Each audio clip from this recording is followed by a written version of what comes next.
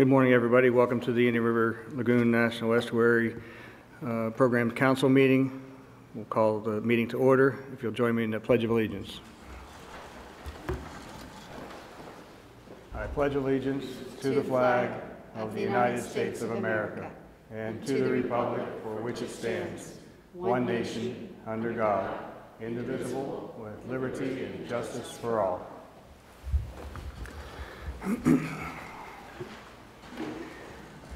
Thank you very much. You'll notice that I am sitting in for the chair today, Kurt Smith. My name is Chris Sadowski, and we have some folks sitting in as well. Tom Frick was here from the FDEP. Thank you, Tom, for being here. And Rita Pritchett from Brevard, also thanks for coming. I appreciate your attendance. I'd like to remind the council to use the microphone when speaking. We have some challenges, I guess. Every once in a while we turn off our mics and we're not being picked up. And I'd also like to welcome Jennifer Demio from the EPA, who's listening on the live stream. And if I pronounced your name wrong, I have a name like Zadowski, so I'm sorry. All right, first item of business is the agenda revisions. Any council member wishing to pull something for separate vote or discussion or any other changes to the agenda, please talk now. Seeing no one, we will... Move agenda is proposed by chair. Thank you very much. We have motions or second? Second. Motion is second. All in favor? Aye. Any opposed? Thank you very much. This time we'll open public comment. I do have one very quick speaker, Bob Yulovich. Mr. Chair, I had asked to speak specifically about number 6. Okay, so you don't want to do it in this, we'll do it in 6. All right, thank you.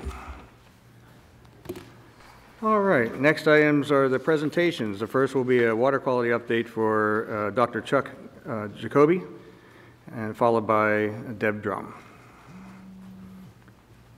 Good morning, Dr. Jacoby. Good morning. Chuck Jacoby from the St. Johns River Water Management District. And I'll talk to you about that portion of the lagoon that falls within the district.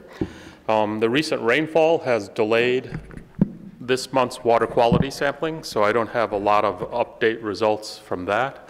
But looking at some of the continuous monitoring devices that have been out there, they tell us that first of all, dissolved oxygen throughout that portion of the lagoon is in pretty good shape. So 5 to 8 milligrams, that's well above the sort of 2 milligram level where things become stressed, or 1 and below where things may actually perish.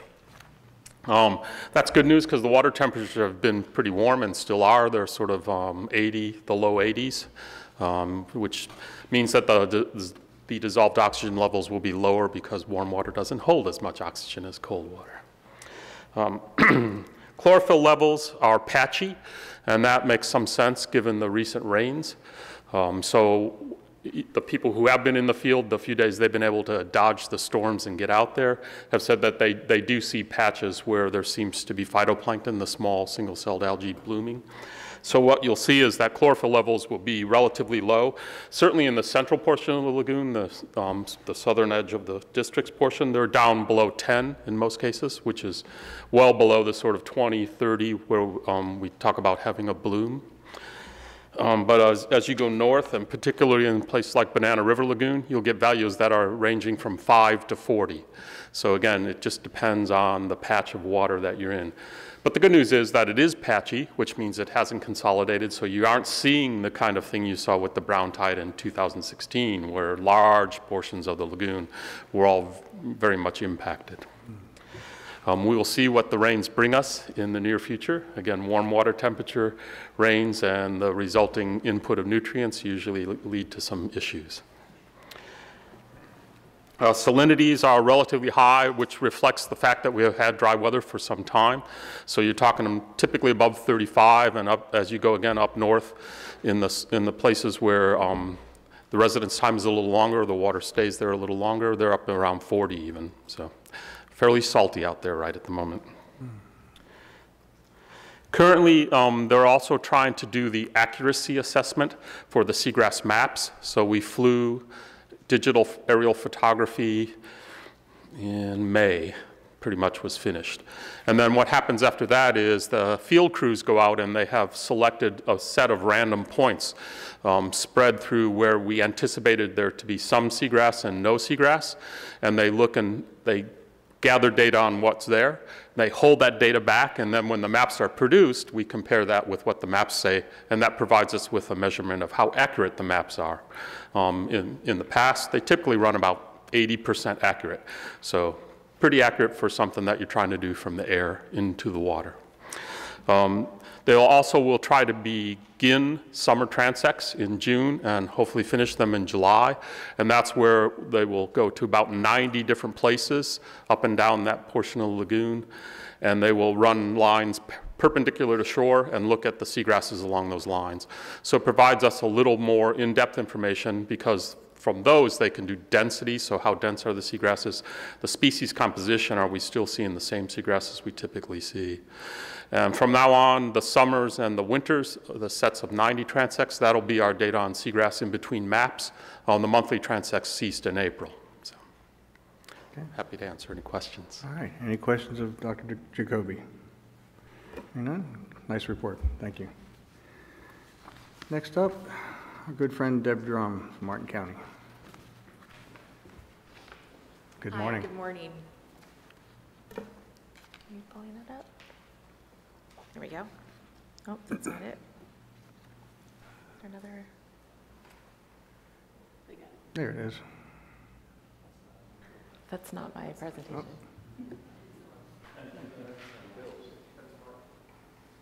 Do you have my presentation? They do. Okay. You can do that report. Stay tuned. One moment, please. You can do mine, yeah. This is just having a little technical difficulty for those of you at home and listening at home. We'll be back in just a minute with the proper presentation. Well, just to give you a brief overview, my name is Deborah Drum. I'm the Ecosystem Manager with Martin County, here to give you a brief, yes, thank you. Update on what the water conditions are, and they are dramatically different. Last time, the graph you see on the left in front of you is the last time that I presented a water quality or a water conditions update to you. We were talking about water restrictions, we were talking about droughts, we were talking about extremely dry conditions, and we could not be any more different. This last week has been a real game changer with regard to what the conditions are right now. So on the right, you'll see that in the first part of June, just in the last week, district-wide, we've had over 9 inches of rain, and that's 475% of average, or over 7 inches of what we would consider average rainfall. So this has been that super soaker event that you've heard about on all the weather news channels and such. And so the Water Management District has had their work cut out for them in the last week. We've had 6 to 14 inches of rain, localized rainfall throughout the district in certain areas. So dramatically different than what we were talking about last time. So just to give some perspective on what kind of differences we're talking about, we have these things that we call wet season and dry seasons, and sometimes they cooperate with those definitions and sometimes they don't. 2016, our dry season, I don't think we could call it a dry season. We had a discharge event in St. Lucie that started in January 29th and it didn't end for 280 days. And that's when we experienced the most horrible summer that we've ever had in Martin County and St. Lucie County and in our region. And then the 2016 wet season continued on about almost 100% of the average rainfall. We had 2 months that were above average. And wet season ended early in October and we got into this really dry spell. We've had, in the last year, the dry season, we've had the driest November since 1932. December was 50% of average. April was 74% of average. We've had below average rainfall up until the last week since September of 2016. So it just goes to show you what the challenges are in water management, how there really isn't any crystal ball that anyone can look into. We can only look backwards and hope that it is some indicator of how we could operate moving forward, but that's why we have such a challenge with water management. And our current conditions, as of yesterday, when I did this presentation, Lake Okeechobee was at 11.47 feet. This morning, it's already risen to 11.61 feet. So the lake has gone up very significantly. It's gone up more than a half a foot, about over 0.6 feet now in the last 7 days. A month ago, we were at 11.62 feet, and a year ago, we were at 14.41 feet, which just shows you what kind of dry season that we've had. So as I mentioned, for the month of June, we're 475% above average. And the Water Management District meteorologists have a very poetic way of putting the forecast moving forward. They said it's now a transition to normalcy. And so we start to see more normal weather conditions. I think that we're getting towards the end of this particular event. In the St. Lucie estuary, you can see here in the blue bars are Lake Okeechobee discharges that come directly from the lake. They ended in early November of 2016, and since then you can kind of see we've had extremely dry conditions, not even much water coming in from the local basins. I expect that this chart will show some more of that green area coming up with the local rainfall that we've had recently in the last week. However, we've had no lake discharges associated with this event. In fact, the S80 structure, which even opens up to allow basin discharges, has not opened up as of yesterday. So all the water that we're seeing in the St. Lucie is just really from runoff from the really localized basins in the tidal areas.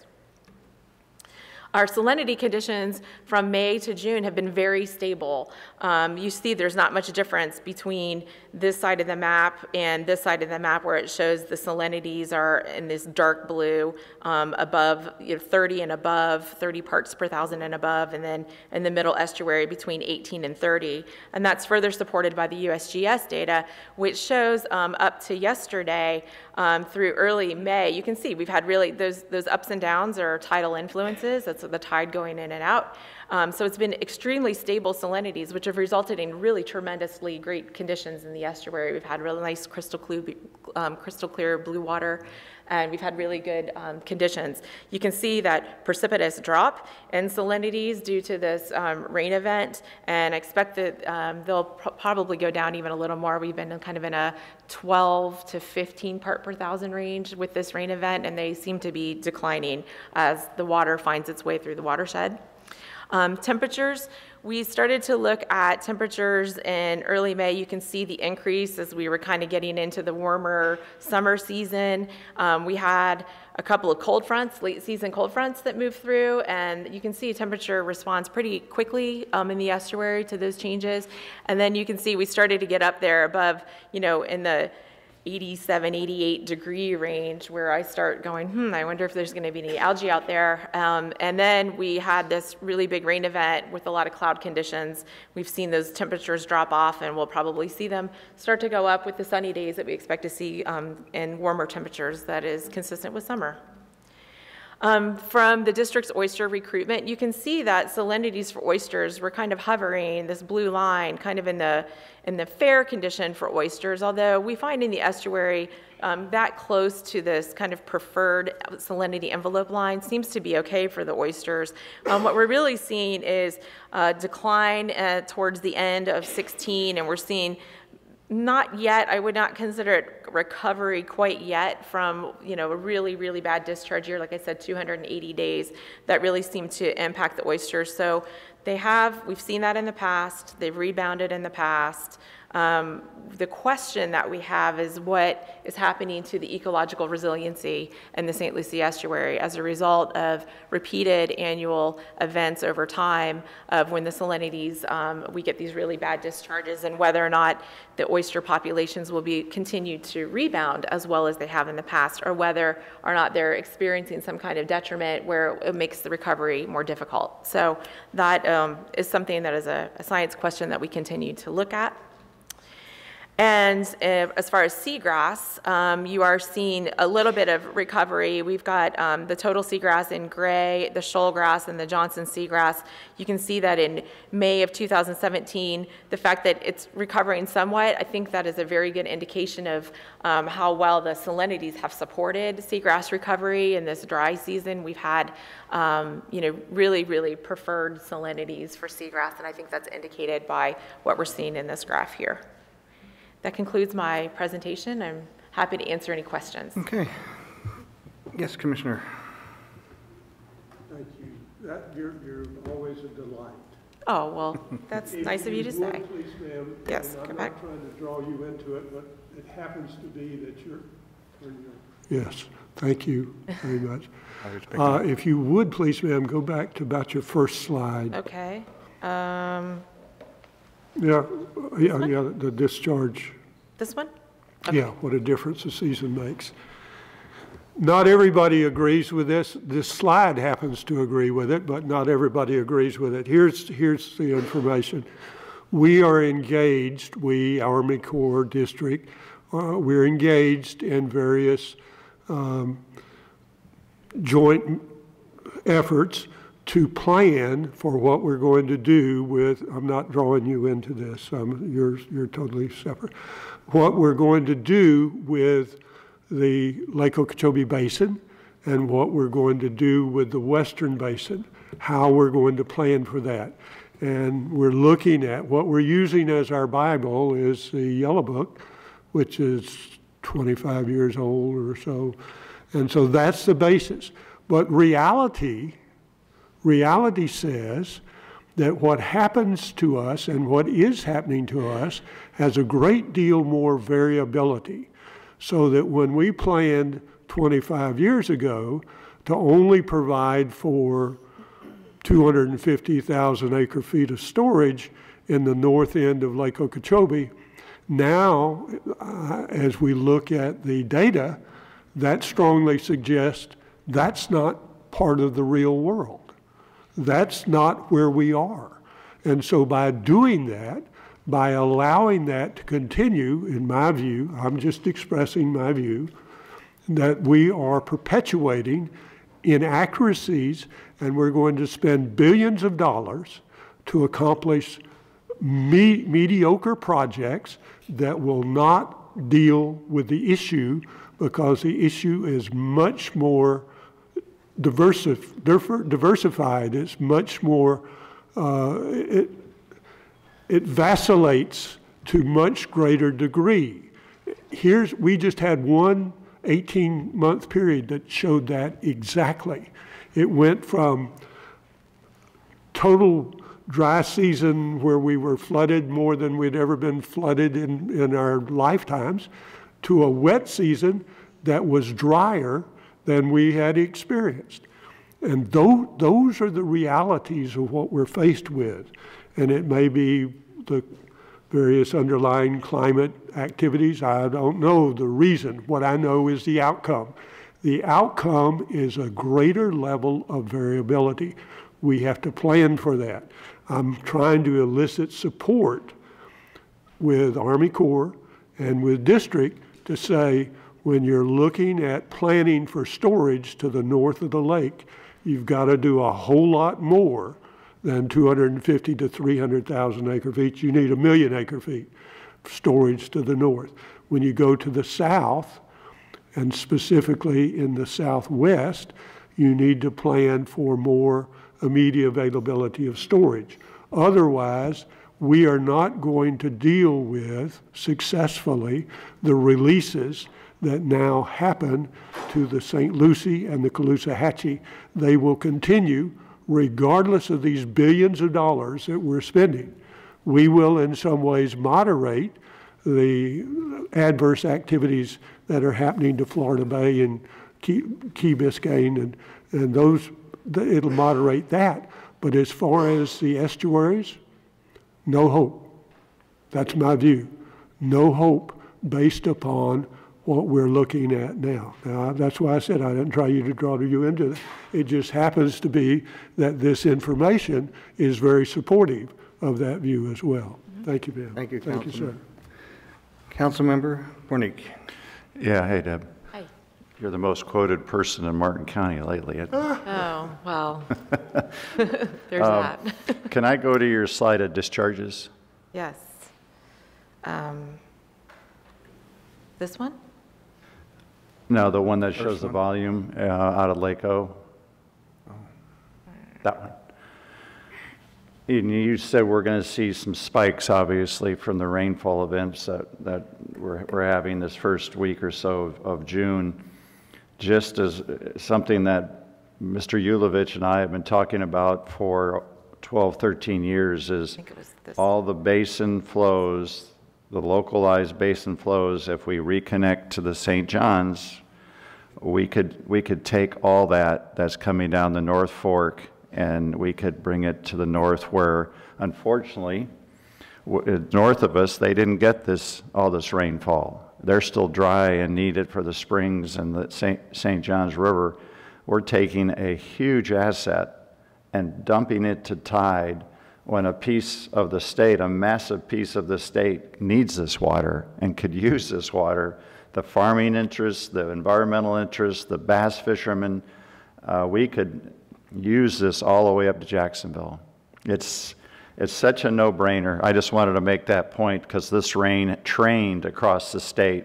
We in Ag monitor our rain gauges, and it came across from west to east, right from basically Vero Beach south, all the way south, and just drenched the state. But north of that line, it got very little. And here we have a World War I drainage basin, drainage setup where we can just modify it slightly, and we can take a wonderful asset and make it something valuable to a whole lot of Floridians.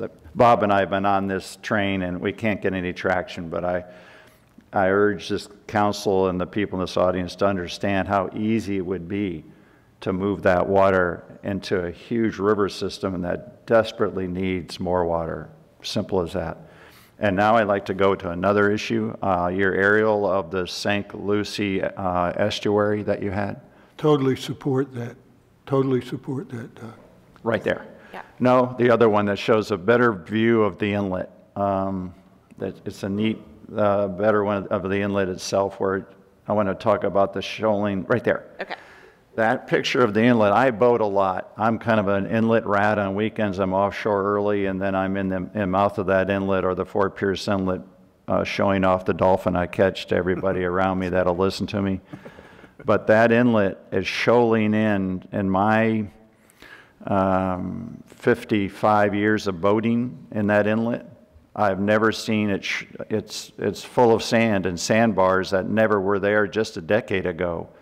And I know you're dredging. The dredges have been there, but they're not even making a dent. And I really think if somehow we can get more sand out of that inlet and put it in the south side where it can flow south where it wants to go, it's wonderful sand, but it's choking out the flow of that inlet. I mean, it's an engineering formula of the size of the mouth of the inlet and the flows, and although you could get so much more flushing, but see all that white, beautiful sand that should be out on the beaches is choking out the flow coming in that inlet. And there are islands there, big islands that people boat on that weren't there just 10 years ago. Big ones. I mean, you can build a hotel on them. They're so big. So I know it's nothing to do with what we can do here, but if you want more flushing, you need to dredge that inlet out in a bigger form and fashion than they're currently doing. And I know it's a matter of bucks, but I love that area. I boat in it a lot. It's being choked out, and the flows are being choked out. So, and that leads me to my last topic, and I know this group is tired of me and other people talking about it, but I think a big part of the formula for the health of this lagoon is looking at obvious inlets in the north part of the lagoon up in the Mosquito and Banana River. I really think despite some of the negatives, we got to look at obvious connections and allow more flushing up there because more people are coming to Florida every day, more rooftops, more strip malls, more road surface. The inlet needs help, and it needs help today, and not the inlet, the river needs help, and it needs it quick, and I really think that logical environmental flushing points or inlets or tubes need to be considered as soon as we can. I think we got to consider it as a part of the puzzle. Great. Thank you. Thank you. Thank you, Deb. Mr. Anything else Chair. from the council? Mr. Chair. Oh, there you go. Just a quick update. St. Johns River Water Management District is conducting a flushing study as we speak. We have reached out, and we're going to try to bring Dr. Sherry Brandt Williams or a district representative to our August meeting to do an update on that study. Great. Thank you. Good Thank you for topics. being so engaged in your questions. All righty, thank you.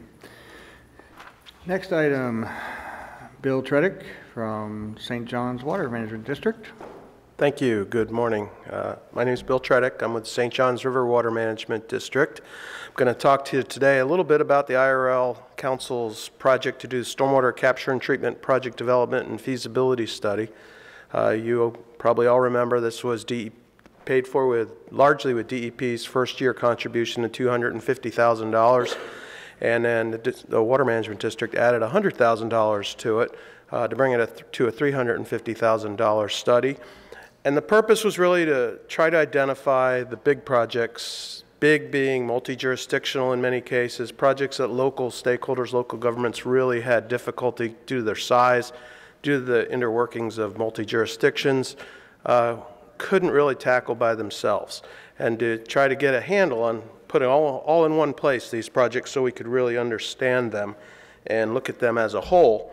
The district solicited through an RFQ process and hired Jones Edmonds and Associates, and they did a presentation to you a little while back, I think last summer, on an update. The study was completed at the end of January, around January, February timeframe, and I want to talk a little bit about some of the projects that came out of it. And I don't have a lot of time. I'll try to keep this short. I gave this to the management board on Tuesday, and it took a lot longer, so I'm going to try to cut it down to about 15 minutes. You have a new chairman up here, so we don't go long. Okay. Then you'll pardon me if I go quick then. So I'll go quick through this then. The project objective, of course, was the development of the feasibility study, as I just said, for stormwater capture and treatment opportunities within and around the IRL estuary. It consisted of discovery meetings in the first portion of the project with the various entities of the constituent members of the IRL Council and a few others, and project development analysis took place up until September 2016, and then, as I said, the final report just came out a little while back. One thing to be considered, and I know all of you are very aware of it, is the variability of the lagoon as you go north to south or south to north, whichever way you want to look at it.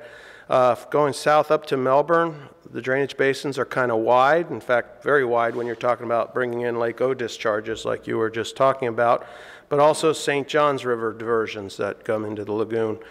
So the basin's pretty wide. Lower residence times because you do have inlets.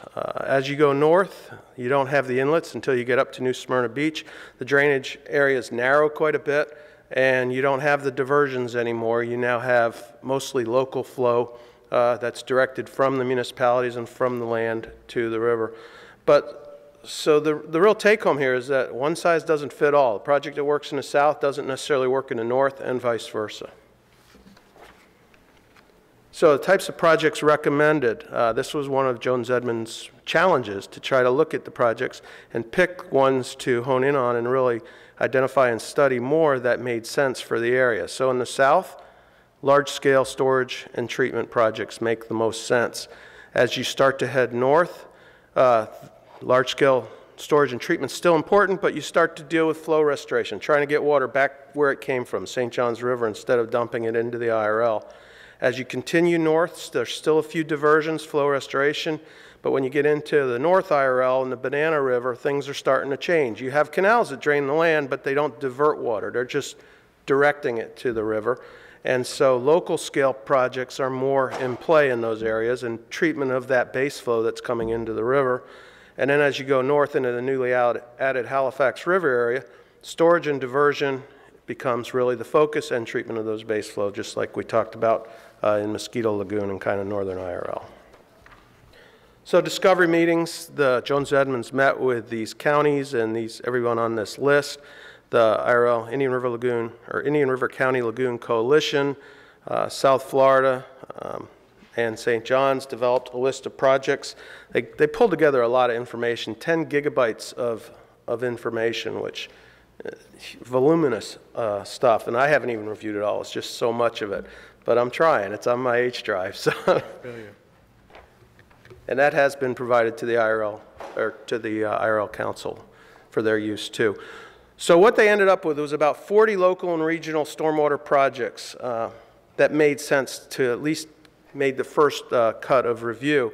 30, it turned out, 30 give or take, could be likely funded through existing mechanisms, but 9 of them they kind of fit this large definition of, well, local mechanisms or existing mechanisms really aren't going to get it done.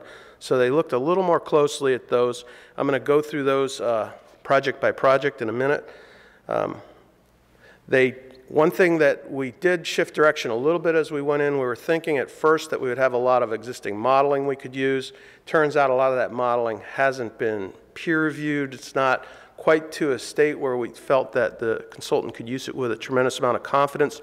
So instead of that, they started looking at actual flows from these tributaries, from these systems, and actual water quality monitoring or water quality measurements of nutrients and sediments and things like that, so they could develop a model in order to determine what the benefits of these projects would be. This is a list of the projects. Just wanted to throw it up here, running from south to north. I'm not going to go through it right here because I'm going to go through them one by one, but I just wanted to put them all together just for a quick look. So starting at the south, the Comprehensive Everglades Restoration Plan, it's already got wheels. Things are moving along. St. Lucie and Martin counties, of course, are the ones this would benefit. 4 real target areas, C25, 24, 23, and 44. C25, as we know, drains to the Fort Pierce area, to the IRL, and the others drain into the St. Lucie estuary. This is a really big project. This is a quick picture of it.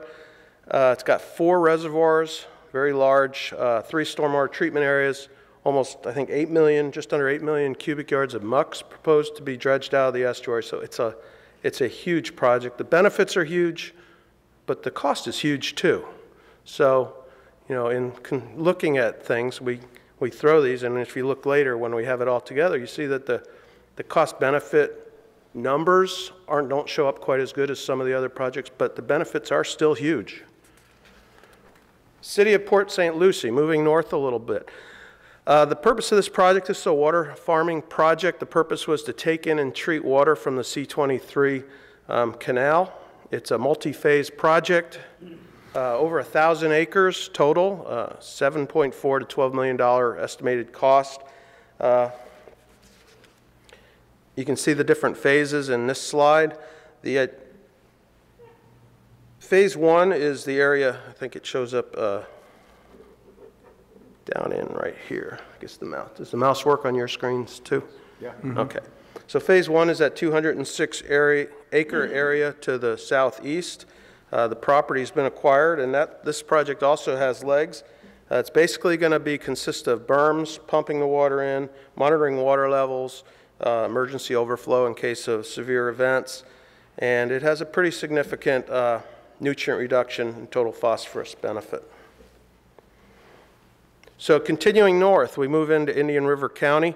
The area in yellow is, just want to point out, those are not the boundaries of the St. Sebastian River Improvement District, but that is kind of the watershed that drains into that south prong, at least the portion that we're looking at, about 30,000 acres worth. We don't have parcels identified here yet. There's a lot of different landowners. There's a lot of different options here. There's existing borrow areas. There's property owners in the drainage district, to the west of the drainage district. So identifying parcels is still going to be an important part moving forward. There's 3 different scenarios. Since we didn't have parcels identified, we looked at 3 different scenarios: a 100 acre, a 450, and an 1,100 acre scenario for a stormwater treatment area. You can see the prices go up, but not related to the benefits. The benefits go up a lot more. For instance, 1,100 acre, 27 to 57 million is just more than twice the cost of 100 acres, and the benefits go from 1,000 pounds of total phosphorus up to 10,000. So there's definitely an advantage to going a little bigger as we move forward with this project.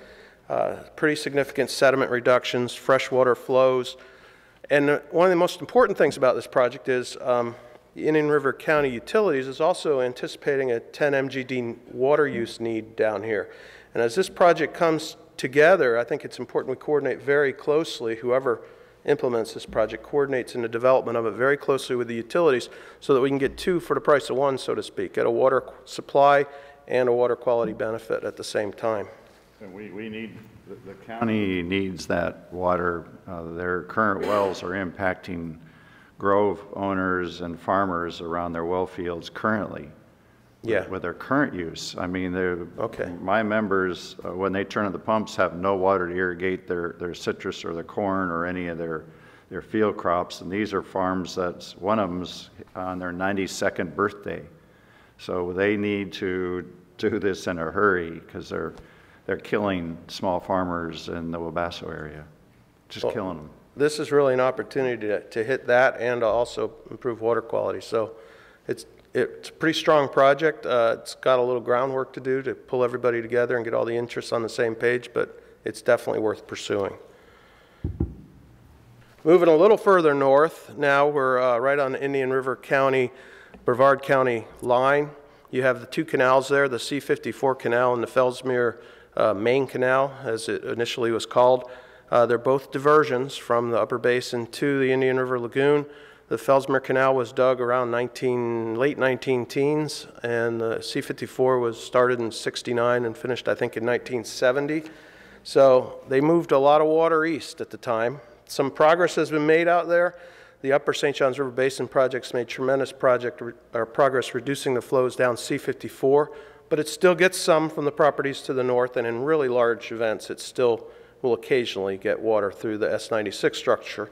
But that hasn't happened since Tropical Storm Faye, so that's really, that's been a huge improvement to that local area.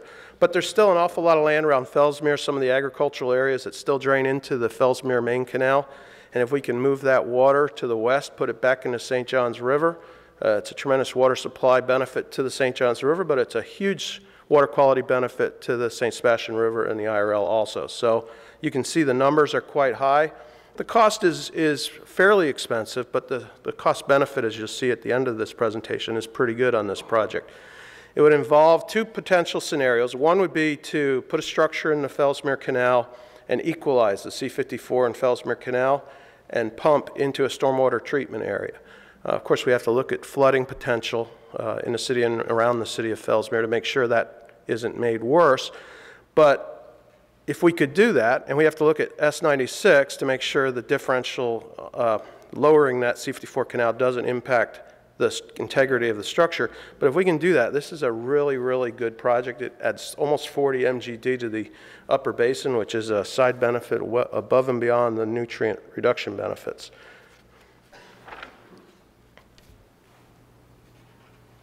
Moving even further north, we're up to Satilli Canal. It's not much north, it's just north. You can still see in this map the C-54 canal down here. So it's just a little bit north. Another diversion of the upper basin to the IRL has some potential to move that water back to the St. Johns River. Some progress was made here when a plug was put in. But there's still about 7,800 acres that are diverted to the IRL. So if we can move that water to the upper basin, instead of having it go into the Indian River Lagoon, we can remove almost 30,000 pounds per year of total nitrogen, 6,100 pounds per year of total phosphorus. Sediments will go down coming into the north prong of the St. Sebastian River, and about almost 4 MGD back to the St. Johns River. So this is another one of those projects where it's good on water supply and on water quality benefits to the Indian River Lagoon. Crane Creek, M1 Canal, now we've moved up to the city of Melbourne. M1 was dug, I think, also similar in time, early 20th century. This project, as I said, is located in Melbourne. It currently drains unchecked into the IRL via Crane Creek. What this project would do, similar to the other projects where we're trying to move that water back to the west, is we'd put in some sort of operable weir at the coastal ridge, which was, there's kind of a natural saddle there where they cut the canal through. There'd be an operable weir there. We would move this water west and pump it into a treatment area on the west end and then put it back into the St. Johns River. This project has a little bit of urgency, because land is a little more limited up here for treatment. There's two parcels that the study looked at. They're both owned by the Brevard County, one by their solid waste, and actually I should take that back. One is owned by their solid waste, one they're purchasing. The one they are planning to purchase this summer is for floodplain mitigation in the upper St. Johns River Basin.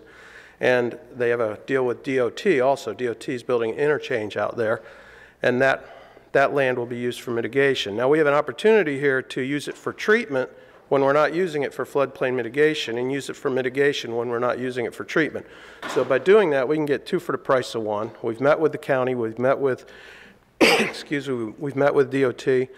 We actually asked Jones Edmonds to do a little bit more work on this study after the study was concluded, to investigate that because of the urgency of this, and their final report just came in on that, some additional modeling and things. We're looking, the district, that is, Water Management District, is looking to potentially, pending budget approval, move into design on this project, design and permitting next fiscal year. So we think this is a great project. It's not as big as some of the other ones. It only has a 9 MGD flow restoration, but the nutrient reductions are pretty significant. So, and the cost is a lot smaller than some of the other ones, so it's a little more manageable. So, C1 Canal base flow treatment. This is a project that we heard of through one of our stakeholder meetings when we met with Brevard County. As you know, probably know, C1 Canal, there's a lot of progress has been made there in the city of Palm Bay. The diversion project now moves 39% of the water back, the average annual flow back to the St. Johns River. But that means a lot of water still not being put back in. That water has nutrients in it. And even during times when we're not discharging much, we have a base flow requirement to keep Turkey Creek healthy. So this system would treat some of that base flow, remove some of the nutrients. Two options that were looked at was aquafiber and bioabsorption activated media, also known as BAM. The prices look a little different, but if you look at the benefits, there's different amounts of water flowing through them, so the cost per pound is, I haven't done any exact math, but it's fairly close. Both these projects have some potential, and you'll see them on the chart at the end also. This is just a schematic of how the BAM system would look. It would require a little bit of land to do that. The C10 retention area is a project that is currently under design by the St. Johns Water Management District. We actually threw this in late in the game because we were designing it and we wanted to see how it stacked up against some of the other projects that we're developing here. And as you'll see, it didn't, in a few minutes, it didn't stack up quite as well as we hoped, mainly because the low-hanging fruit's already been picked. The first phase of this project, as I said, gets 39% of the water back to the St. Johns River. This would get us up to 50, which is a big improvement, and it's a great project, and it removes a lot of nutrients, but it's a $25 million project, as opposed to, that's almost equal to the first half. In fact, I think the total project's 40-something million, so this is a little more than half of the project, and it only gives you 39 to 50%. So as you get harder and harder to capture these large rainfall events and move them west, because you still have to provide the flood protection to the community. But it's still a great project. It still provides about 8 MGD back to the St. Johns River, and as you can see, up to 35,000 pounds per year on the high end, if we can achieve that, of nitrogen removed. And the last project moving north is the Nova Canal Watershed Alternative Water Supply Project. This is actually 6 separate projects that are all in a alternative water supply plan, mostly do with redirection of water to storage areas west in Volusia County, storage ponds, pump stations, pipelines, that sort of thing. Holly Hill, the 11th Street, which is where LPGA Boulevard, there's a large canal that drains a good bit of water of Daytona Beach and Holly Hill, and I think some of Ormond, into the Halifax River. It would capture and pump some of that water back. So it has a lot of potential. As you can see, the nutrient and phosphorus reductions are pretty high. The suspended solids are quite good. Long-term 12 MGD, of course, it's not diverting it back to the river, but it's still providing that long-term water supply for local uses, the potential for that. So looking at all these together, just want to point out that these aren't rankings, but all the cost benefits based on the nutrients removed are on this table. And it's very useful in looking how much benefit or how much nutrients can be removed for the dollar. but it doesn't necessarily translate into lagoon response. As we talked about earlier, something in the north isn't necessarily the same need as something in the south and vice versa. As I mentioned, the flow restoration projects fared pretty well because every drop of water you're removing, all the nutrients in it are removed. So it's a 100% removal rate of those nutrients for every bit of water you get out. Mr. Chairman, can I? Yes, please. So, Bill, on these capital costs, are those total costs for the project, or how are those projected? I believe these are the total capital costs for construction. I don't have the O&M in here. It is in the report. Okay, so the O&M is not included. That's just the capital cost. Yeah, for the purpose of this table, it was getting too busy, so I limited what I put on here, but all that information is in the report. Great. Thank you. Great. And as I pointed out, C10 didn't do as well as we'd hoped because it's, you know, we're trying to capture things mean annual and above. It's a little harder to get those bigger storms and get a lot out of them, although it's still worth pursuing. And as soon as we're planning to complete design and permitting on it and have that shovel ready so that should we be ready to fund it, we'll move forward on it. So just a quick synopsis or a quick review of what's in the report. The introduction and project scope, the literature review and discovery meetings are all there. As I said, the 10 gigs, we're going to have to find a way to make that available to people. It's not something that's easy to download and certainly can't be emailed.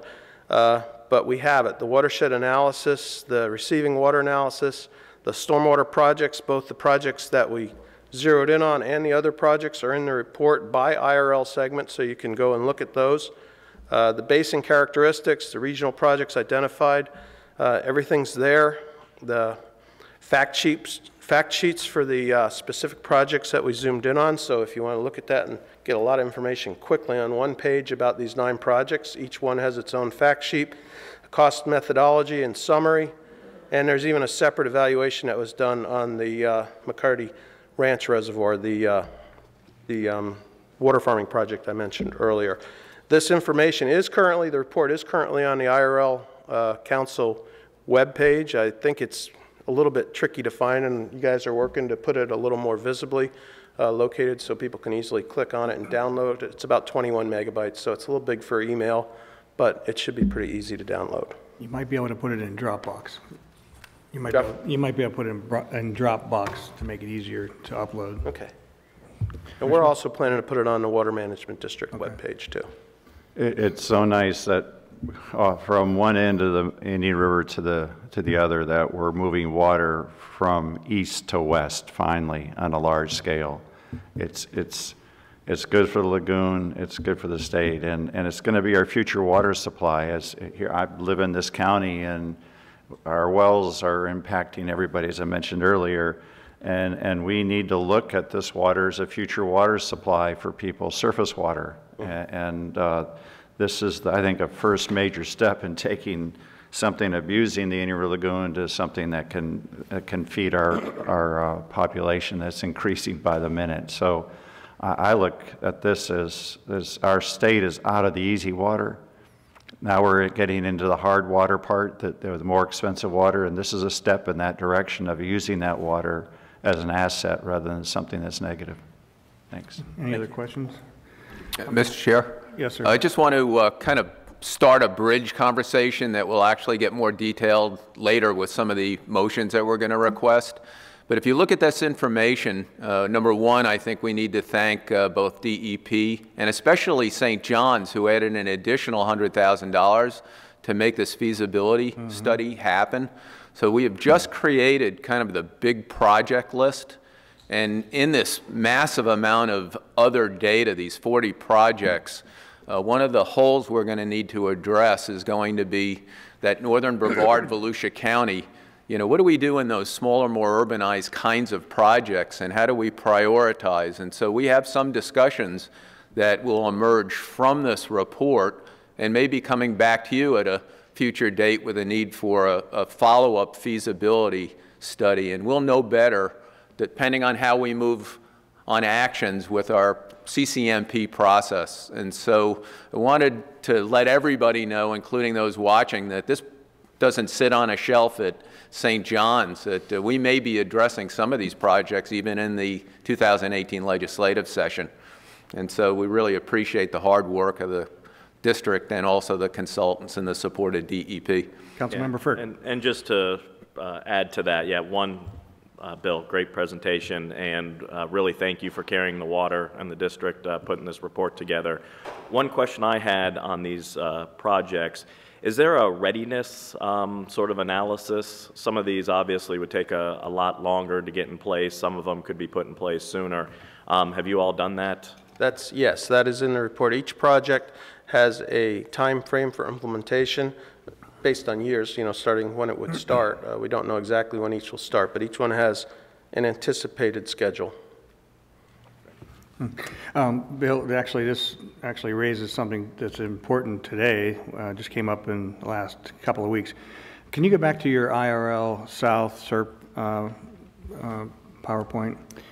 And in recent weeks, we learned of in St. Lucie County, right there, if you actually take right where your C25 reservoir marker is in the picture, right in that area, unfortunately, St. Lucie County has not been presented with all the information, but it's a permit request of FDEP for 65,000 acre Class B biosolid facility right north of the Belcher Canal or the C25. We have asked for additional time to comment and have more knowledge about the project. In your presentation, this seems to be a huge issue, and with the opportunity of tens to hundreds of thousands of tons of Class B biosolids to be presented in that area, I think it may change a significant amount of your research and your processing of what you're going to, or what we're hoping to accomplish in this area.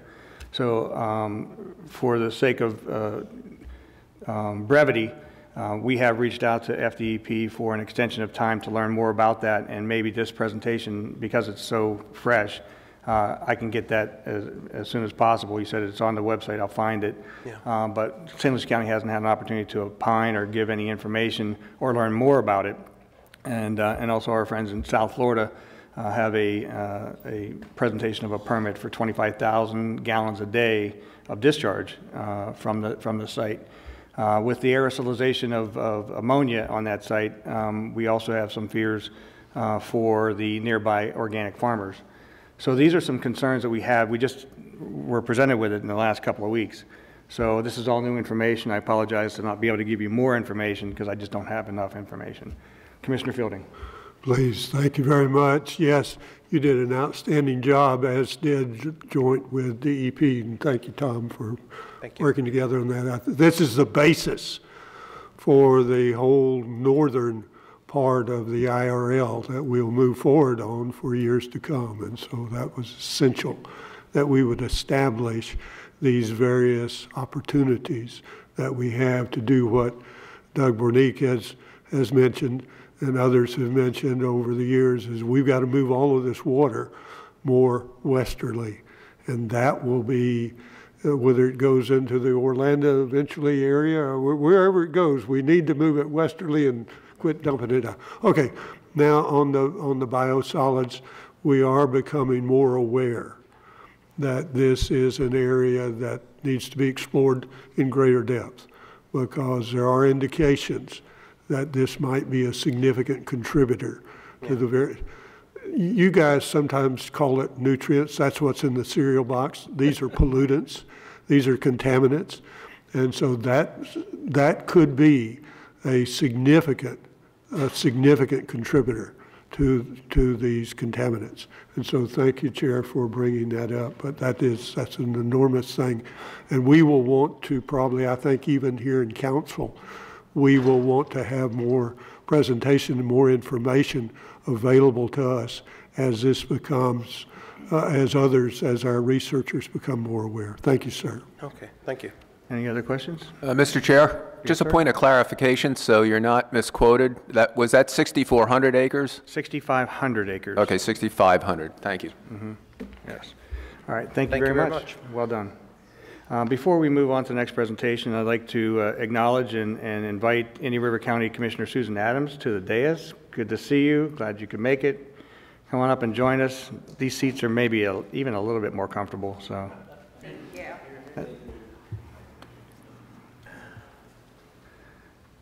We even have a nameplate for you. Great. I even spelled it right, Susan. And then, of course, our next presentation is from the Management Board report by Bob Yulovich. Mr. Chair, in appreciation of your thinking, I will tell you every minute that we invest in this report will pay dividends in your agenda. Before I get started, though, I had missed the April meeting, and I was watching the video, and coincidentally, I got a call from Mike Middlebrook yesterday on another matter. He wanted to pick my brain on something, and after 4 seconds, he was complete with that. And I complimented him on what I had observed on the Wesley Island. And what a tremendous project, and what a tremendous investment of our time and their time. And I understand that's going to be part of the tour next week with the EPA. So Chris, I didn't want it to go too long without publicly applauding your staff and particularly Mike and the efforts that you guys have done. What I'm going to do is I'm going to go through your agenda. Your management board acts as your filter to help you expedite your decision making. So just following right along in regards to 4B, Bill's report. He gave an extensive, detailed report yesterday. There was a lot of discussions, as you might expect, with our group. Some of the comments, there were some comments relative to continual increased attention to northern regions. Okay. Also, there were some comments made that perhaps some of the graphics could have been expanded and enhanced to show how these tie into some of the current work that we have underway, i.e. Felsmer Joint Venture water farming and the 20-year completion of some of the Upper St. John stuff to really show how everything's linking together and how it's all building up into a magnificent demonstration of public project work.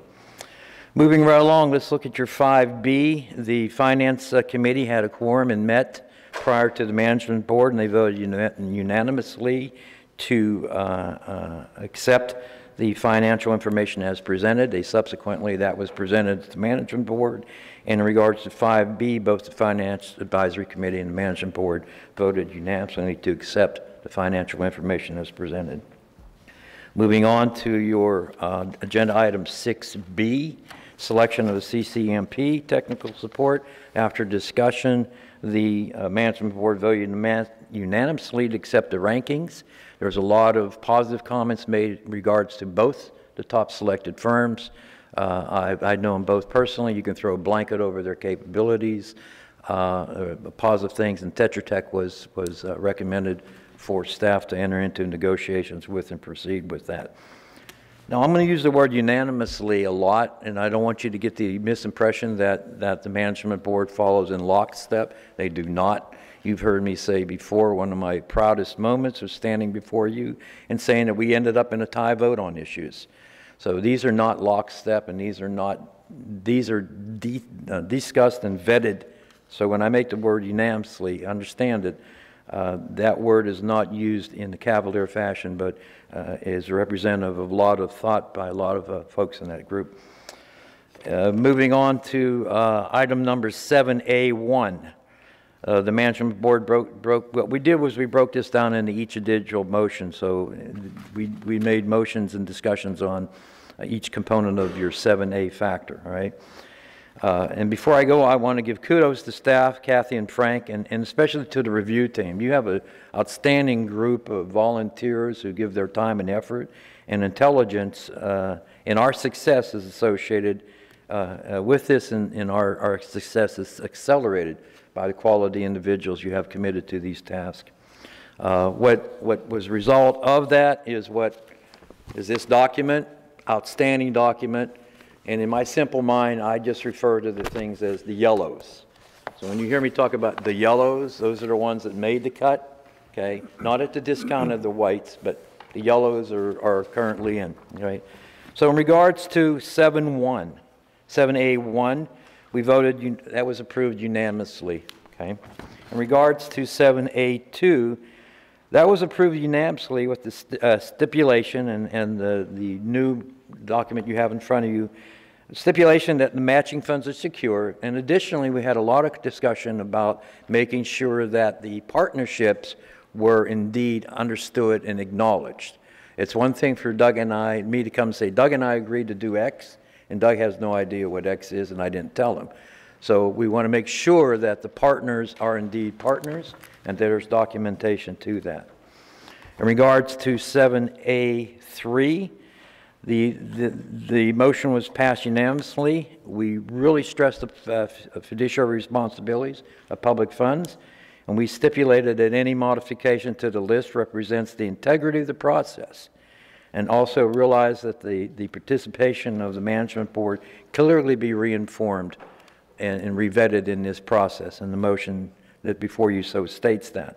A lot of discussion in regards to integrity of the process, but also in understanding our responsibilities to you to be your fiscal custodians of public funds. Okay. In regards to 7A3, we voted unanimously with the understanding that any subsequent project listings from stormwater feasibility study and associated project solicitations include, in addition to what's noted, and in an area that's dear to my heart, is reaching out to the 189 special districts, the 298s, the agricultural co-ops, and other groups. For instance, I use St. Lucie County as my example. If you look at St. Lucie County, true, there is a large water body going through there under the ownership of the Water Management District. But when I look at St. Lucie County, I see Northern St. Lucie Water Control District, I see Fort Pierce Farms, I see Orange Avenue Citrus Growers Co-op, I see tens of thousands of acres represented by the Citrus League. Those people need to be involved. Florida Farm Bureau, Gary Ritter sitting back there, they need to be involved. Okay? So our focus cannot just be on the cities, which is good, okay? But it needs to be all-inclusive, all those players. Okay? In regards to number 4, basically that was our comments related to 4. Other notations that came out of the meeting was a continual local, state, and federal interface promoting Lagoon activities and funding. As was previously mentioned by Dwayne, follow-up to St. Johns River Water Management District flushing studies and the inlet study feasibility analysis.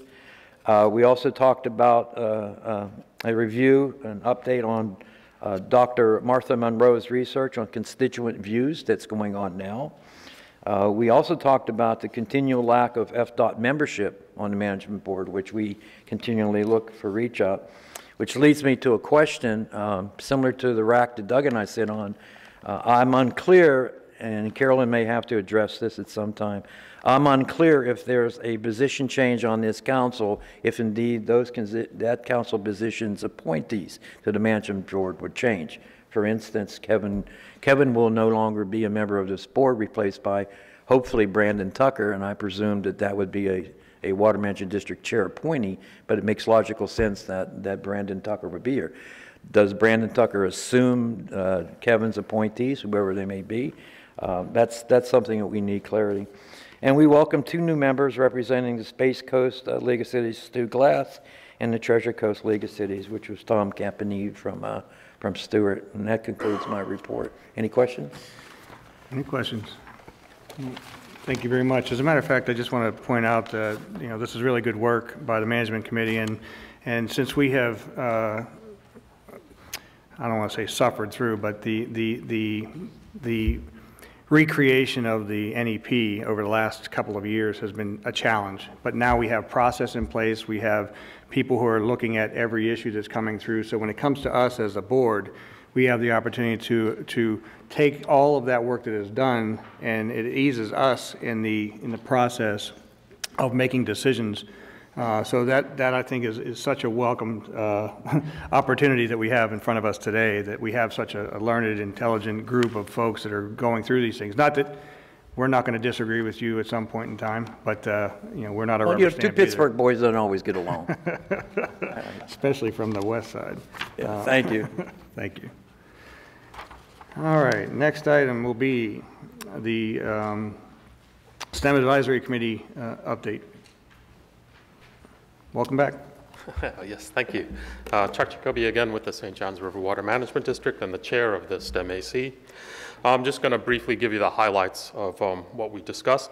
So we looked at the request for proposals, the responses, and discussed the process by which they were evaluated. There were some suggestions, and again, I look to this as a thing that will be improved upon each cycle as we go through. But again, generally there was overall support for the proposals that were selected. We heard a fair bit about the health assessment that's being undertaken by Marine Resources Council, and there was a great deal of discussion about what I consider to be a very valid tension in one of these things, which is to present something on everything and to present things that allow you to develop a useful and usable evaluation of the health of the lagoon. And again, I look to this as something that will evolve over time. I think it's an effort that we need to undertake. It'll be a very useful tool in the future. We talked about the revised CCMP, and I think the members of the STEM-AC are gaining some more clarity on exactly how we're approaching this, and hopefully we can generate some volunteers to help make this go forward. We also tried to look ahead beyond the CCMP and talk a bit about what this kind of group and the expertise that they bring could add to the future and improving and maintaining the health of the lagoon. And I think that, again, will be an ongoing discussion. We presented kind of a draft blueprint, which people took away with them, and I'm sure there will be considerable and robust discussion in the future. Lastly, we will be seeking a new representative for the independent scientists because our current representative bought a summer home in Idaho and felt that being a snowbird, he was not going to have the time to do this job. So we'll be seeking a new member. Okay. Any questions? Hearing none. Mr. Chair? Yes, sir. We have a number of citizens who've inquired about participation. In some cases, I'm going to have to strategically go out. And so what I'd like to do is put that list together. Each of you have the power of appointment, contact you individually depending on where those interested volunteers may be, and then bring back in the August meeting kind of some of those holes that we're going to fill. You know, I'm talking to FDOT through Port Canaveral about the 528. We're just trying to figure out who the right participants might be.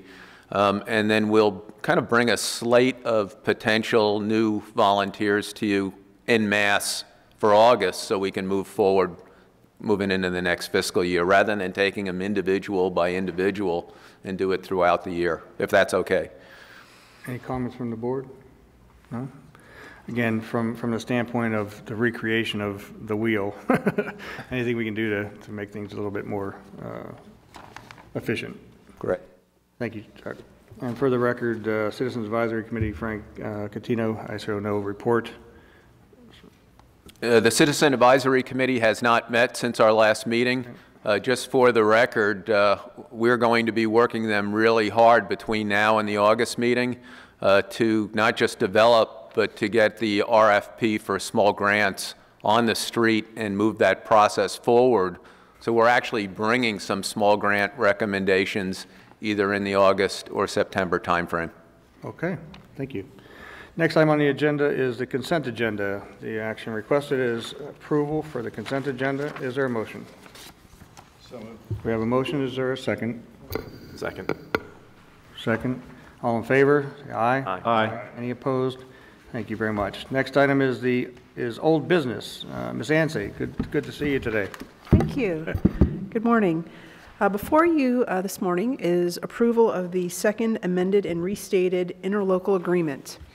We've been speaking about this for several months now, and as you may recall, back in March, Indian River County Commission voted in favor of executing the second amended restated interlocal agreement.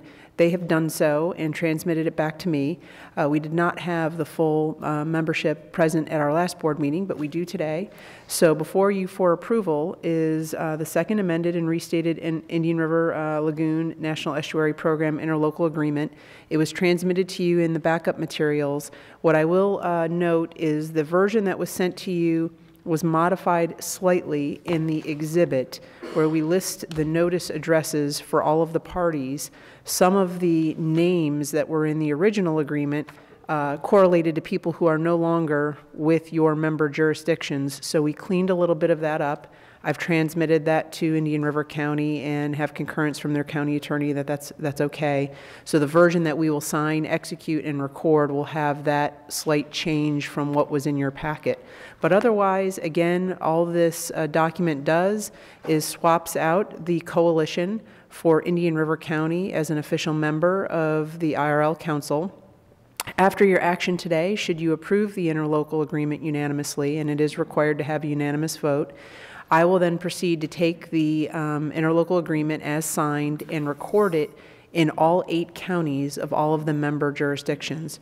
So I record it in all the 5 counties, plus I record it in Leon, I record it in Palm Beach for South Florida Water Management District, and I record it in Putnam for St. John's. And then in order to make it final and official, the language in the agreement provides that the agreement needs to be recorded, and then there needs to be a sorting out of the dues that were paid by the coalition for this full fiscal year based on the date that the agreement gets recorded in Indian River County. So whatever date that is, they'll work out between themselves the exchange of funds so that then from that point forward, Indian River County becomes a member, and at our next board meeting, we will have all of this taken care of, and they will be sitting in the seat and available to vote. Chair. So with that, if there are any questions? Commissioner Fielding. Please.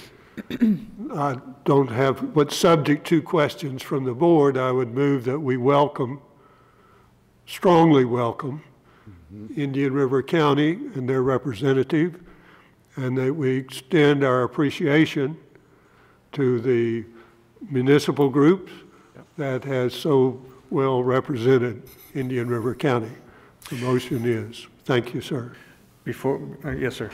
Yes, well, Joel Tyson, Mayor Tyson's here, and he is one of the 3 of us that's been part of this, and we've been pleased to step up for Indian River County. We're most pleased to have Susan take our place, and thank you for doing so. Yeah, thank you, guys. I'm excited to be here and looking forward to being part of the group. Okay, for point of order, is that a second? And then I also need to open up public comment. I have a comment for 6A. I'll second. So we have a second. We'll take public comment this time, and then we'll call a vote. Mr. Yulovich. And while he's coming up, Ms. Hansey, do I have to open it for other public comment, or just those who had submitted a request to speak? I would encourage you if there are others. Okay. Welcome back. I'm standing in front of you as a citizen, not as the chair of your management board and a resident of Martin County. I've spoken publicly and written publicly about this. You know, my concern is that, you know, I wasn't excited about a 3-2 vote. You know, I spent the past couple of years trying to logically look into illogical situations and what prompted this initial action at the beginning, and I just moved on from that.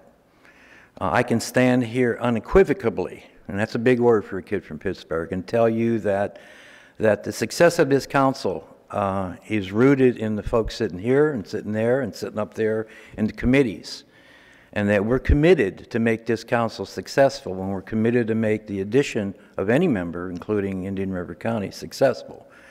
My concern, and I would not be candid with you if I did not say that, my concern still lies in the fact that I believe personally that the contagion that exists in the county still exists.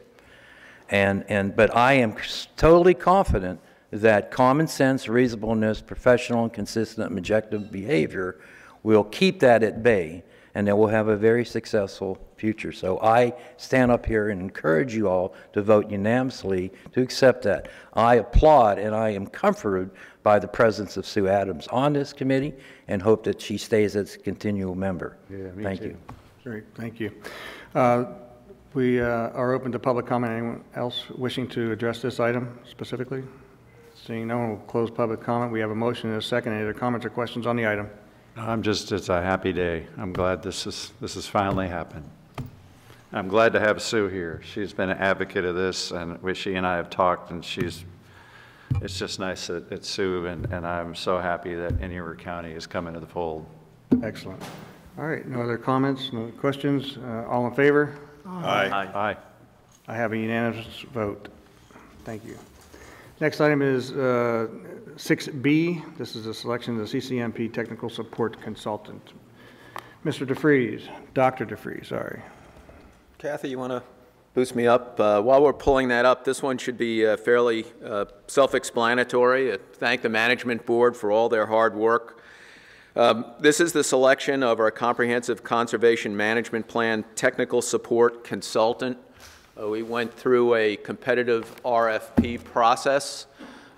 As per our now fully in place management conference, we get a little bit more review scrutiny, and so we use the team advantage, and I want to at least showcase those individuals, and I will do this on a regular basis. When you do volunteer proposal review, which includes 10-minute presentations from each proposer, that is a significant amount of volunteer time. And so the review team in this case was Tom Carey, Kelly McGee, Chuck Jacoby. I sat on this one, Kathy LaMartina, and we are bringing to you a recommendation to contract with the first-ranked team, Tetra Tech, but I also want to say that any one of these respondents could have done the work. They all had different kind of capabilities and capacities.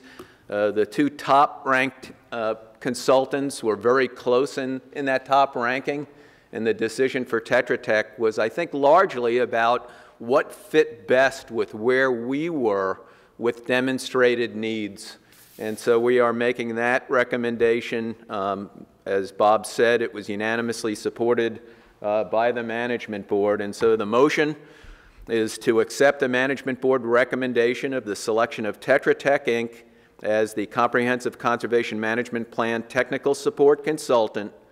And the second item to this is to authorize staff to develop a scope of work, execute a contract in the amount of $44,906, and initiate work as authorized and budgeted in current fiscal year.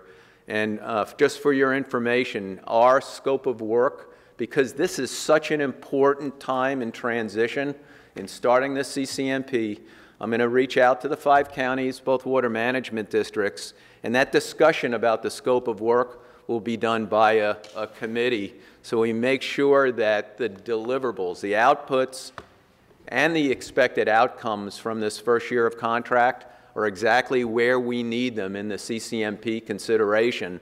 And we actually saw one hole that we can fill from the feasibility study, and it may be looking at those small stormwater projects and pulling that information together. You also talked about kind of the biosolids issue. So we'll have that discussion, not just staff, but with our management conference volunteers to make sure that scope of work is focused. So that's all I have. Commissioner Fielding. Please.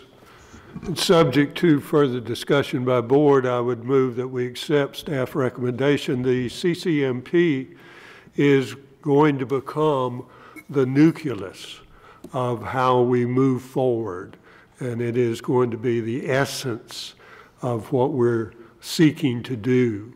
So it will become more clearly defined than we have done in the past, and it will be a blueprint that will allow us to be more actively engaged and more knowledgeably engaged across the entire board, from the agencies to the individual counties. That's my interpretation of what we're reaching forward to do.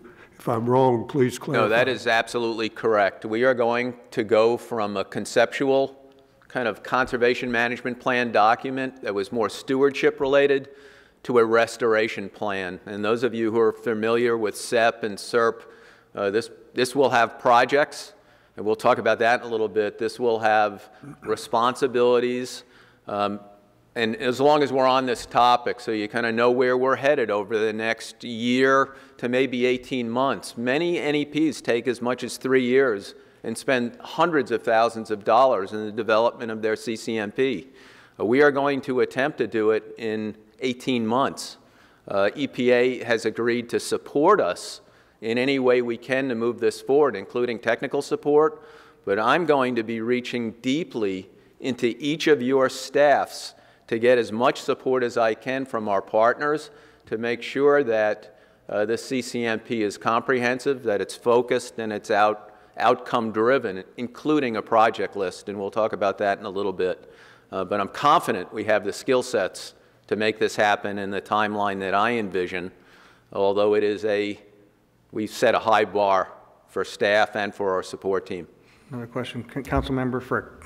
I was just going to say that certainly the department appreciates the focus on the CCMP and putting restoration plans in there and the aggressive nature of getting that written and executed.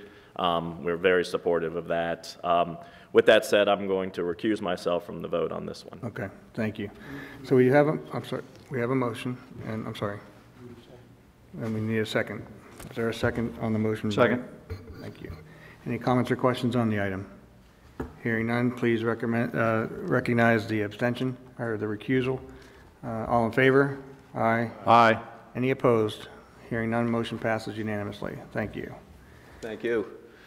Next item will be new business. This will be the 2017-18 RFP project review. This is significant input from the management board, so this should go pretty reasonably smooth.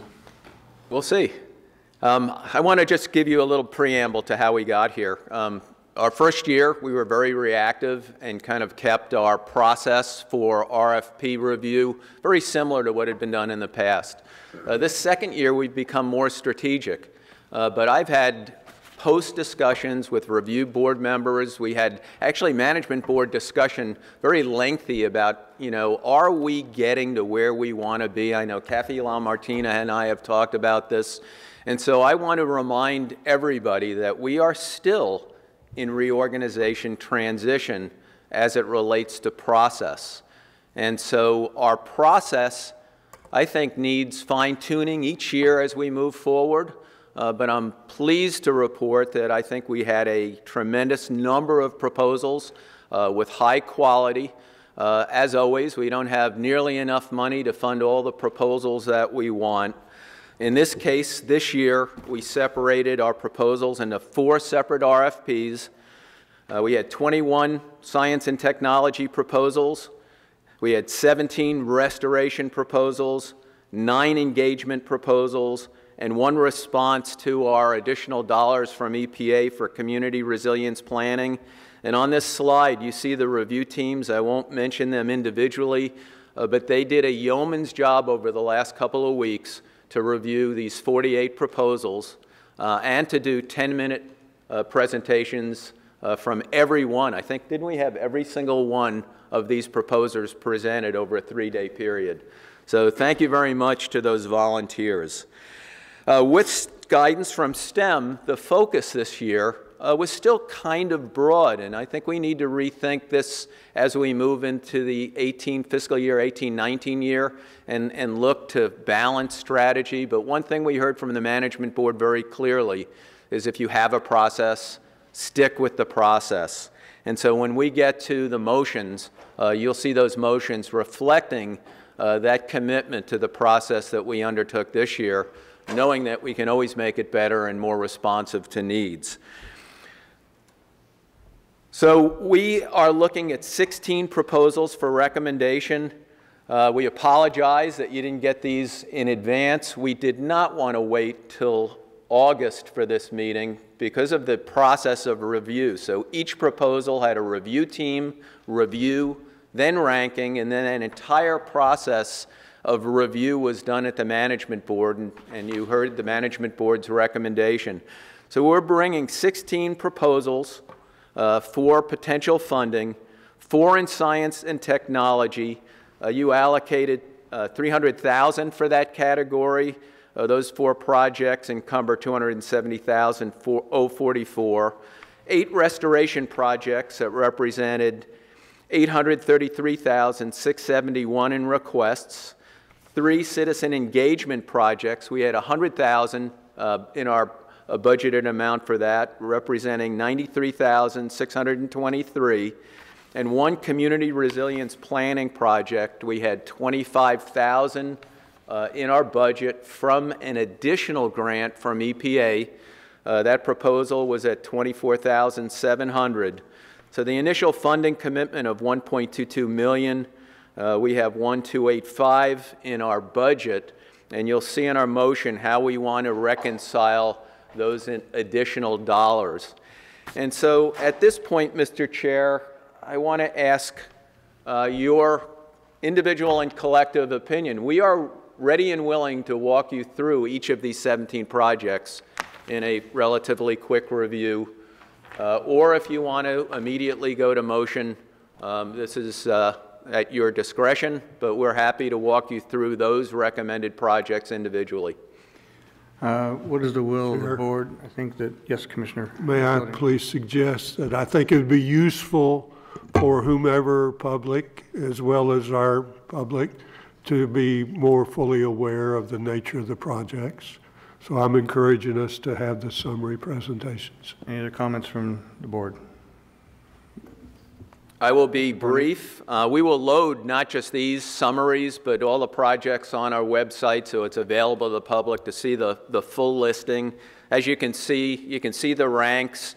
Kathy being the really good scientist she is, and we laughed a little bit at, that the tradition has been to put a standard deviation. I'm not sure it means much, but it gives you an idea of variability. But you can see the average scoring from the review teams.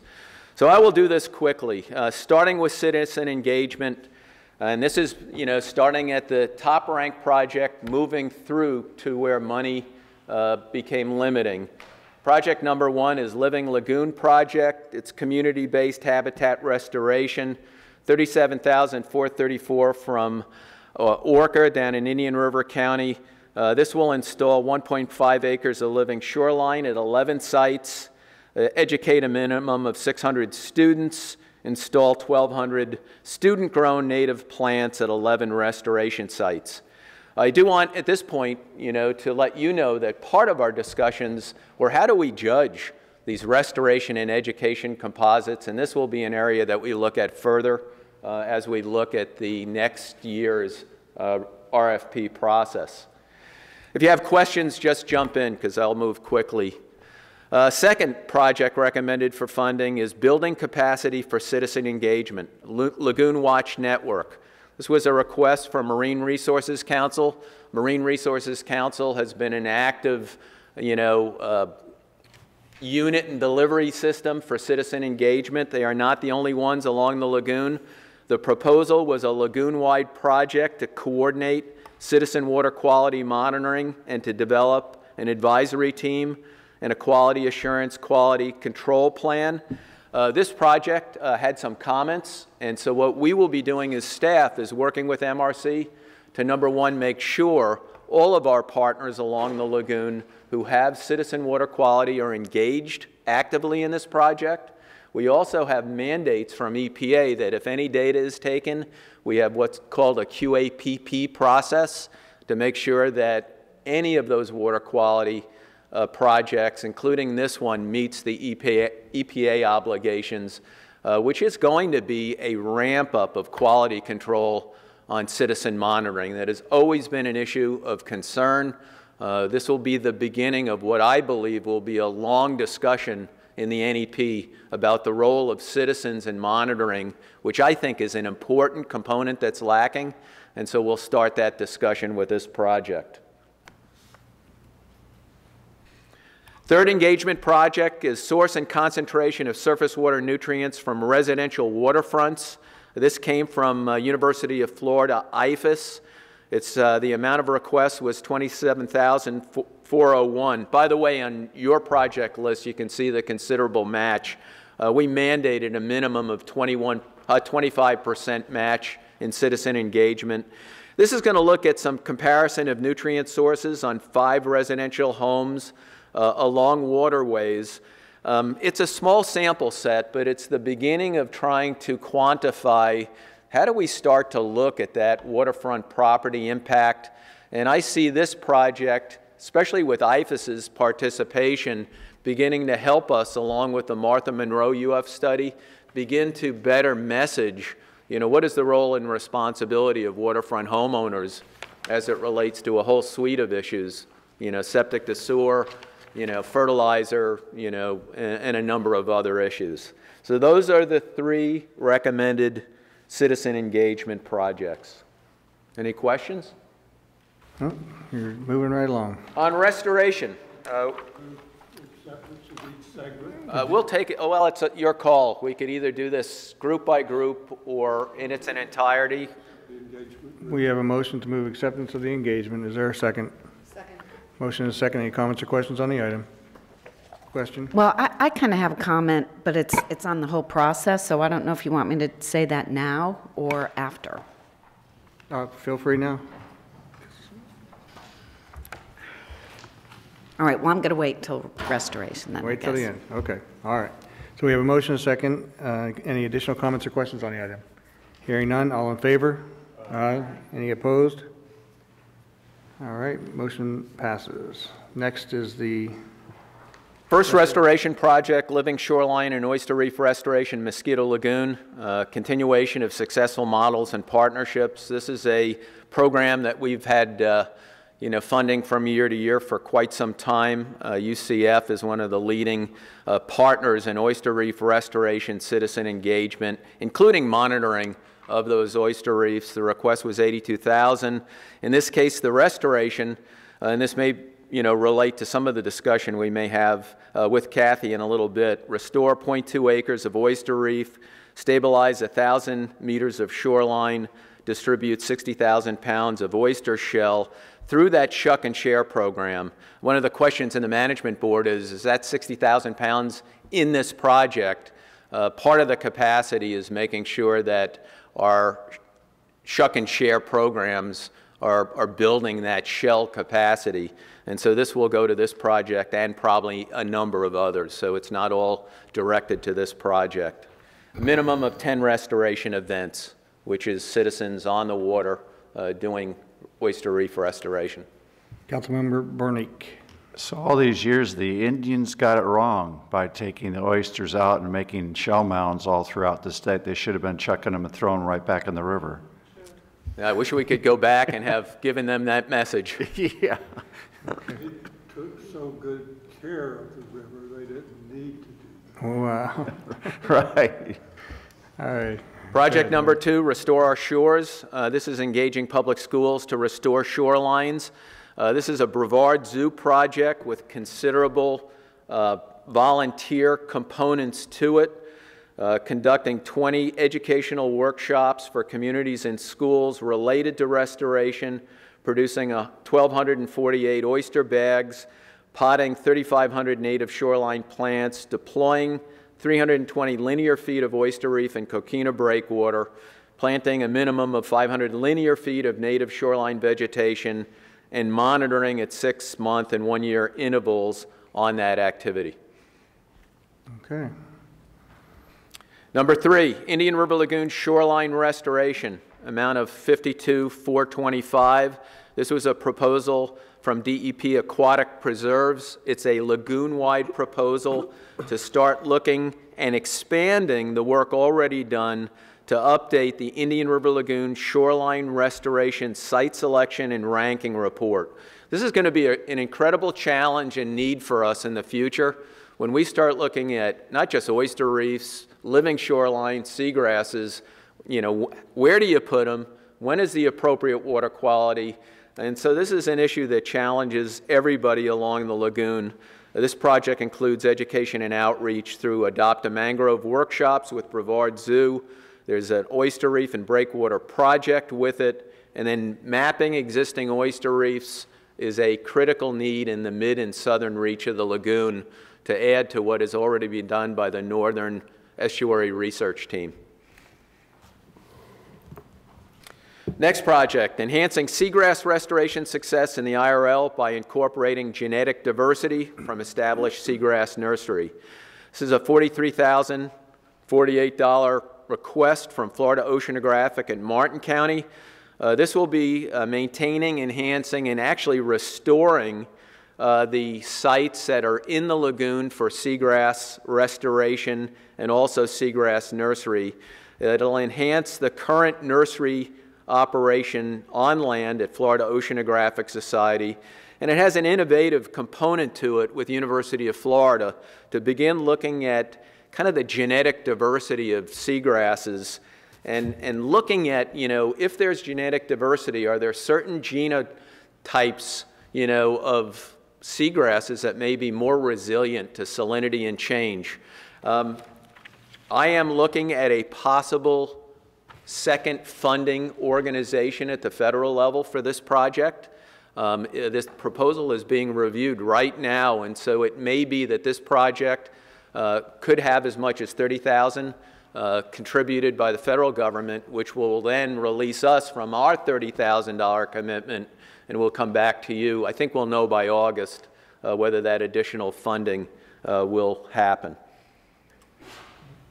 Next project is in Satellite Beach, the DeSoto Park Drainage Basin Stormwater. It was a proposal by Satellite Beach to come into existing old roadways, spend $33,000 on 11,500 square feet of replanning these central islands along existing roadways to dig those into drainage swale retention areas, and then to significantly decrease the nutrient content, TSS, and also quantity of water directly draining right now to the lagoon.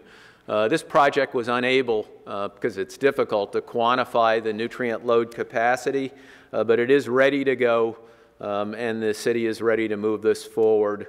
And there'll be 6 work days with volunteers to make those and address those issues. Next restoration project, Ocean Breeze Treatment Train Retrofit.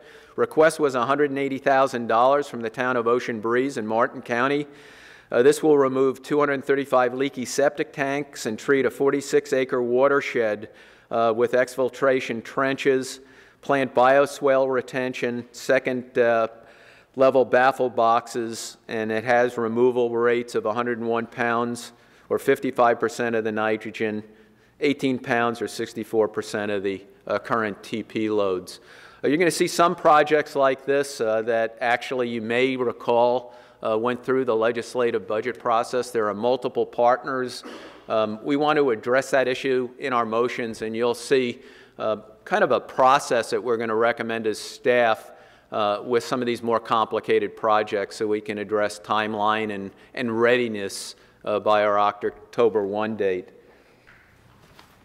The Reed Canal Basin Stormwater Improvement through Treatment Wetland Construction is $181,148 request from Bethune-Cookman University. This particular project is in our expanded boundary in the Halifax River. It's a 2-year project to design, construct, and assess treatment wetlands, retrofit a Rinker's Pond, and monitor water quality to test effectiveness of treatment wetlands and stormwater management, habitat quality improvement. There's local residents engaged in public education.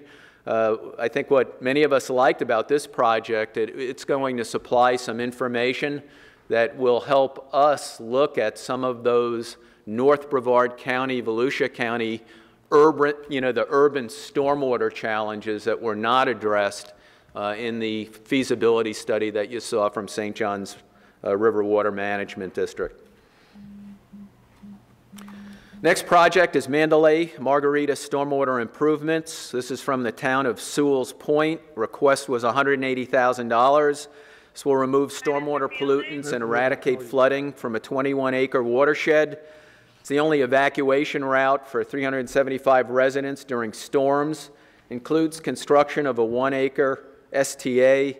That's a stormwater treatment area for those listening online and on TV. That retention area will hold flood water. Raises road elevation at outfalls. There are retrofits, 8 outfalls, baffle boxes, pollutant load reductions, and significant match, as you can see in your project. By the way, all the restoration projects had a mandatory 50%.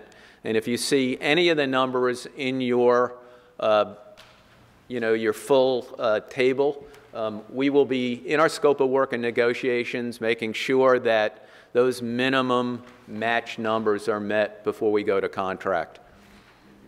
Okay. Those are the projects recommended for restoration ranking. Went pretty quick for 17, at least from my end of the mic. I hope you feel the same. Well, we'll work on that next time. Just kidding. Any comments on the presentation? I heard a comment, Member LaMartina, easy for me to say. Yes. First, I just want to say that my comments really aren't a reflection on staff or even the projects themselves. It's just, I have to say I'm a little disappointed at the quality of projects that were submitted this year. And I'm not sure, but there seems to be kind of like an apathy for this program. You know, we're not getting the really good projects coming in for funding for the program.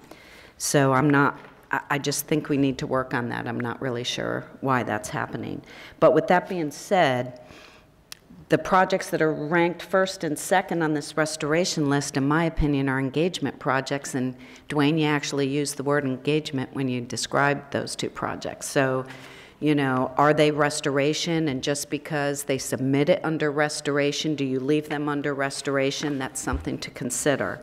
I also think that first project is really expensive. I'm not sure, but I think we need to do some sort of cost-benefit analysis when it comes to that. You know, I understand that oyster reef restoration is very site-specific, but with that being said, I know, and these are just some numbers that I got from Martin County when they do some of the deeper oyster reef restorations, it's like $100,000 per acre. This was $166,000, and you're getting 0.2 acres of actual oyster restoration and 1,000, what was it, meters or feet of linear, of living shoreline. That seems very expensive to me. Also, maybe because of that, we need to refine the definition of restoration or break it out, habitat restoration versus water quality. I don't know, we maybe need to work on that. There's a lot of these oyster restoration projects. Maybe that should be a programmatic RFP. You know, you give a certain amount of money to oyster restoration and divvy it out that way versus these singular projects that kind of eat away at project funds. Again, another thing that maybe we could do is refine the RFP to be maybe this year, the issue we want to work on is, this is just an example, septic to sewer. So we put out an RFP that is just requesting those types of projects. Maybe we want to do an RFP that says we're just going to do the north end, and so we only accept projects from the north end. And I'm just saying that because I think we might get a better, you know, benefit, cost benefit for our dollars that way. These are just, you know, ideas. Again, we spoke at this at the management board. We really need to stay true to the process. If we go down this list and a project falls off for whatever reason, do we go to the next project on the list, or do we just, you know, pick a project out of the air or a project that's similar? I really think we need to go to the next project because that's the process.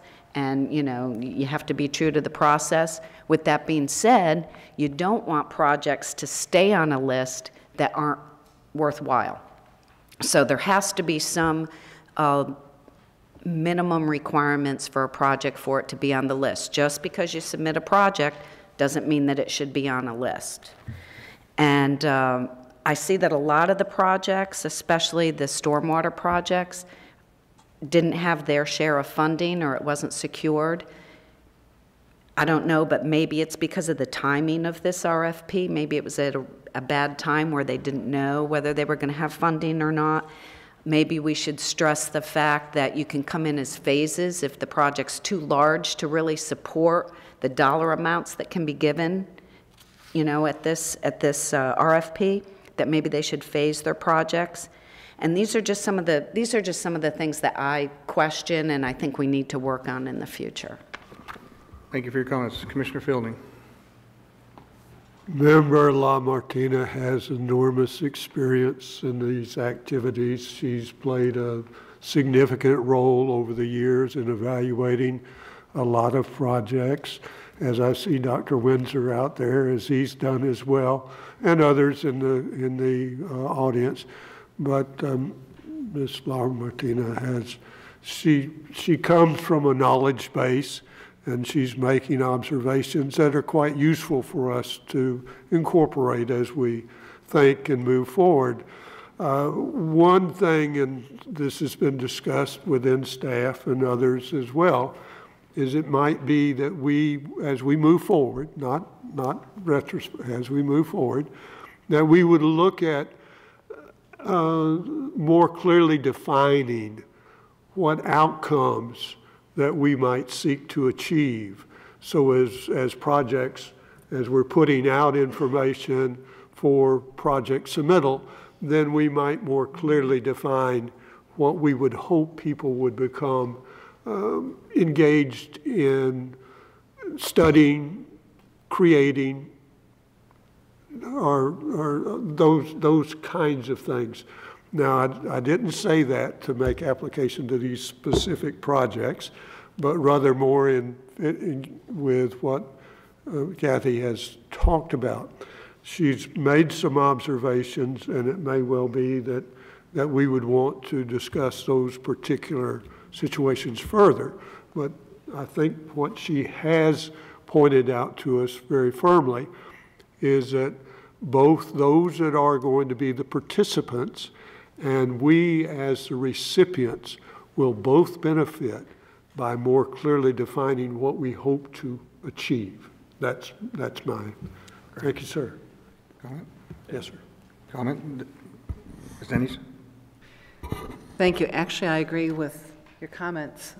I've looked at the applications, and granted, we're still finding our way here as we go through this process, but I think it's a valid comment, too, on the oyster grant process. Maybe we need to look a little bit more and adding a category, and then protecting those that we want to, or prioritize. It's not protect is probably not the word.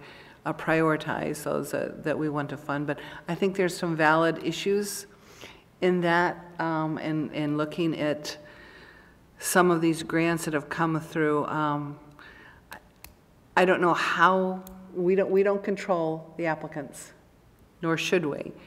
But maybe we need a little more education out there, if we can take it back to some of the agencies or the grant writing somehow to do a public education process through all of this. That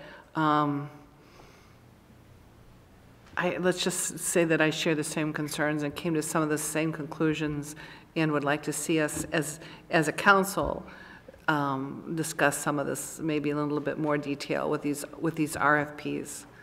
Because I think there's also some in here that I think should have probably been funded. And looking at the comments even on that came out of the committees, even the committees got concerns themselves. But it's like there's enough, we've got all the projects, but we've got all the concerns, but we've got X amount of dollars in this category that we have to fund. So, okay, we've got the question, we still need to fund. What are we going to fund? Let's rank them. And that's not the place we want to be. Just because the money's there doesn't mean it has to get spent in this particular year. And I'm going to go back to, we had a big issue in Volusia County, not with this, but with grants that from our ECHO, our ECHO grants that we fund every year, where the Volusia taxpayers agreed to tax themselves in supporting projects that, the environmental, cultural, historical, and outdoor. Well, we got to the point where the applicants that came in, applications, we all said, you know what, we're going to hold back a year. Just because they've applied and just because the money's there, it doesn't mean we have to fund it.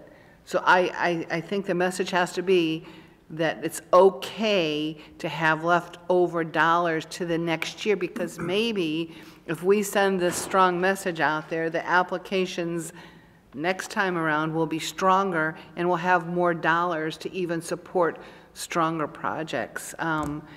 I think we need to look at that going forward. I totally agree with you there. Thank you, Commissioner. Councilmember Frick.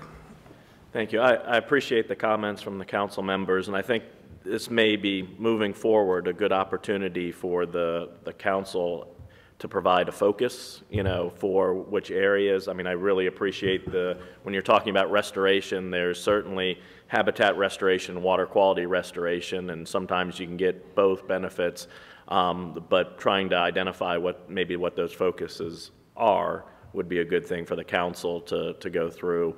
It'd be a good exercise for us to provide that out there. And that provides also a clear direction to grantees where our, you know, priorities are, and lets them know where they need to, you know, be able to fill in. So I appreciate those comments. Mr. Chair, staff is in full agreement. Management board, I think, is, based on the discussions we heard this week, is in full agreement. And as we move through this, I'm going to make some process recommendations for the next cycle, including, you know, how we move forward to make sure that we are getting the outcomes that we want and the biggest bang for our buck. Mr. Bornick? Yeah, there's nobody in this room that has more experience on looking at projects than Kathy. I've been lucky enough to work with her on the St. Lucie Issues team for 20 years since Senator Pruitt got us the first funding, and she's done a masterful job there with very little funds and making sure it mattered. And so I trust her judgment with this, and I think it's good. There's some good recommendations here. I like big picture items, and the St. John's and South Florida are finally stopping the water going in the lagoon where we can start to put money into restoration projects, finally. 5 years ago, I would have said, don't spend a penny. But I think finally the C1 diversion and all these, the projects we've done up and down the river are starting to stop the inflows where we can see the restoration blossom and bloom, and I like the idea of it, but I think Kathy's spot on, and I like her judgment, and I trust it. As do we. And again, just a minute, sir. Just to reiterate, you know, we did hear from the management committee, and I think it was clear, and I think I heard from you, you know, that the process has to unfold a little more polished, and through that, I will share from the St. Lucie County's position. This was the most bizarre state and federal budget period in a very, very long time. And I will share that my staff is gun shy about putting things out that need match when we didn't know where our funding was coming from. And going forward, I even have a greater fear from a match side that the latest homestead exemption proposition or referendum will severely hurt county. We're going to lose over $6 million from the general fund, and we still haven't recovered from the recession. So from a match fund standpoint and putting projects forward, I think all of us are going to be constrained from a county standpoint as to what we think we're going to have available for matching funds. To the oyster restoration or programming, Kathy, do you have any concern that we don't get the reports in the ROI if it just goes into programming as individual projects? There are significant reports that have to come through. So how would you think that through? Well, I guess the biggest thing is that there's so many of these, but they're little itty-bitty things, you know? And so my thought would be to make it a program.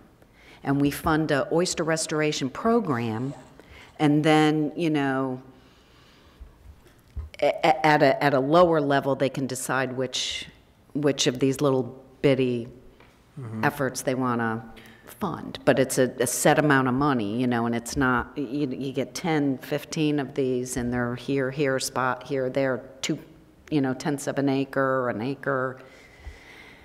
That's just my thought. But I do know that it's very site specific.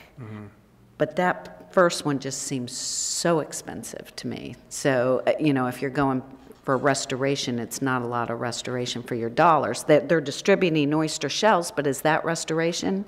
No, that's engagement to me. So I'm just having a hard time saying that these are restoration projects. Okay.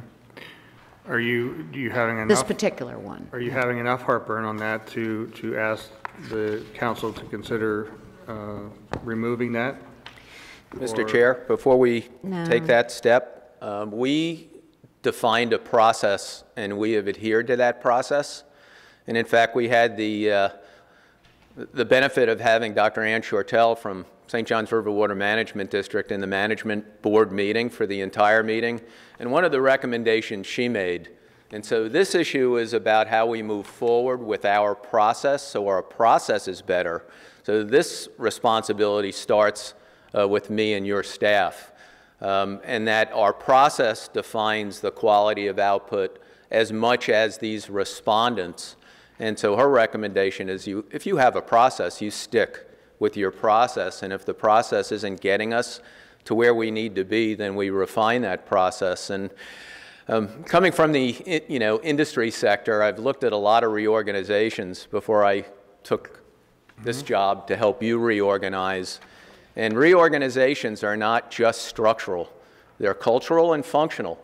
And so we finished that first year, that structural component, but we're still in that functional, transition. And so I think this is a FY 18-19 discussion. I'm going to make some suggestions on how we move forward, because that seems like a long time away, but we'll be actually starting those RFP considerations in probably 60 days for that next year.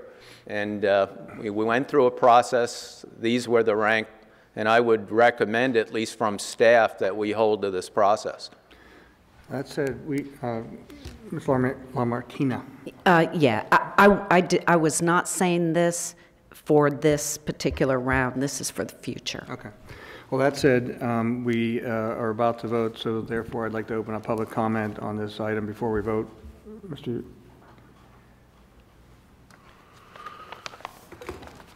Yulovich, welcome back. Thank you, Mr. Chair. I just wanted to add, in my concern to present my Reader's Digest version, which you laugh at sometimes, Chris, this discussion that Kathy's having and others are having is exactly the discussion we had to. We do not take this at a cavalier attitude. We realized that we have to come up with some type of assessment tools that allow us to perfectly match or to match these things, to determine the reasonableness of a linear foot of X. And if something requires X, Y, and Z, what do we look at if something presents, a fraction of that? So, I always use the concept of rumba. Something has to be recognizable, understood, measurable, behaviorable, and agreed upon.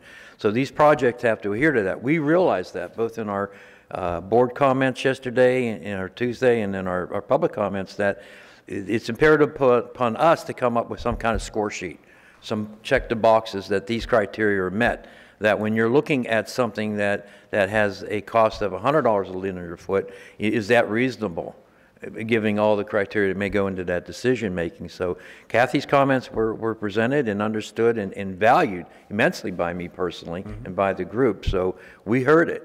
We hear you, we heard the comments, and as Dwayne says, it's upon us collectively as a group to make sure that as we move forward that we do a better job on being able to assess and measure these. Thank you. Great, thank you. Any additional comment, public? Seeing no one, we'll bring it back. Any last words before we vote? Nope. All right, is there a motion to accept the restoration elements as presented? So moved. We have a motion. Is there a second? Second. Motion is second. Any additional comments or questions on the item? Let me ask, just for clarification, because we're looking at a specific one was used as the example of how we want to think more fully as we move forward. On that particular 81,280, it's showing that there was a cost match of 166. So the total project was almost 250,000. That's correct. For 2/10 of an acre. No, the match was 87,055. You're looking at the total project. It was 87. We're looking at item number 1, correct? 2. 82,770 on the request. Cost match was 51%. The total project cost is 169,800. 825, there is significant monitoring within this project, along with lots of deployment in field activities. And so, and I'll make this, I'm on record with the Save Our Lagoon program in Brevard County on this issue as well. Brevard has done a really tremendous job of looking at the projects on the list and then quantifying cost per pound, let's say, nitrogen reduced. And I think that's a valuable thing, and we need to be looking at that. But in many cases, in these responsive RFPs, some of our proposers do not have the technical expertise or the data to be able to actually quantify. Some do, some don't. But my caution to Brevard County, and I'll caution you as well, is that many of these projects have what I would call multiple values. And so on a cost per pound or a cost per foot in one of these projects, and let's use cost per foot or cost per acre restored, if you have 1,000 people in water, and this is Kathy's point and well taken, is it more restoration or is it more citizen engagement? But we know that oyster restoration is now part and parcel of our management capabilities and interests, partly because of all those citizens who are out there doing the restoration and getting dirty and understanding the system. And so when we begin to what I call commoditize project value, we're going to need to be very careful not to kind of pick just one commodity value and neglect the others. And that will be on us in our, the next round of program evaluations to try to get that right. I've talked to Kathy already about this. In fact, I talked to the district this morning about reaching into their local cost share programs and seeing how they address it. I know how Brevard County's doing it. I think there's a lot of merit to start to require a different approach, but we did not do that in this particular RFP.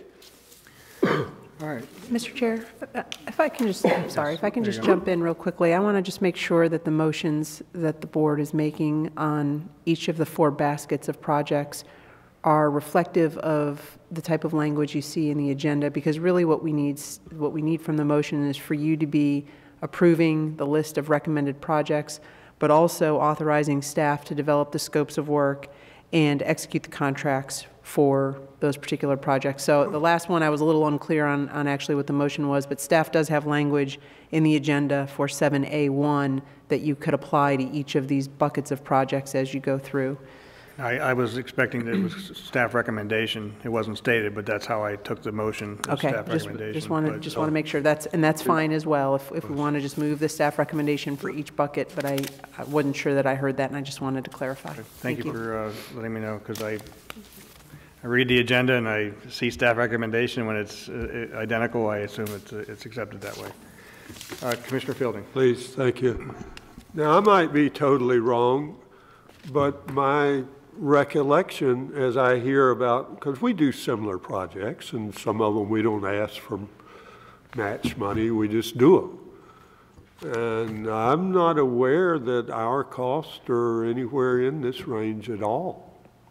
That's just my, and if I might be wrong, because our ladies are here and they can say, no, you're wrong. But my recollection is if somebody came in and said, we're going to do something that's 2/10 of an acre and it's going to be $170,000, I'm not sure that they would come in and even ask for that. I mean, we do these kind of projects. We're some familiar with these projects. So. If you look at our staff recommendation on the actual motion, that motion includes negotiating scope of works, and also with that scope of work negotiation, re-looking at the proposed value. If your direction to staff on this particular is to do what we would always do with every one of these projects, is to, start to ask additional questions about scope of work and how that relates to budget, we're very happy to do it. We would do it anyway. We did it last year, and actually I think we had a number of projects that were added to our list in that following meeting. And so, some of these projects come to us with scopes of work that are more conceptual and full detail. And again, that is a process issue. But value on these is broad in some cases, and when you start adding comprehensive monitoring on oyster reefs, those costs go up. Okay. All right. I think we've beat this one to death. We can probably go forward. Can we restate the motion with the indication to the staff recommendation, please?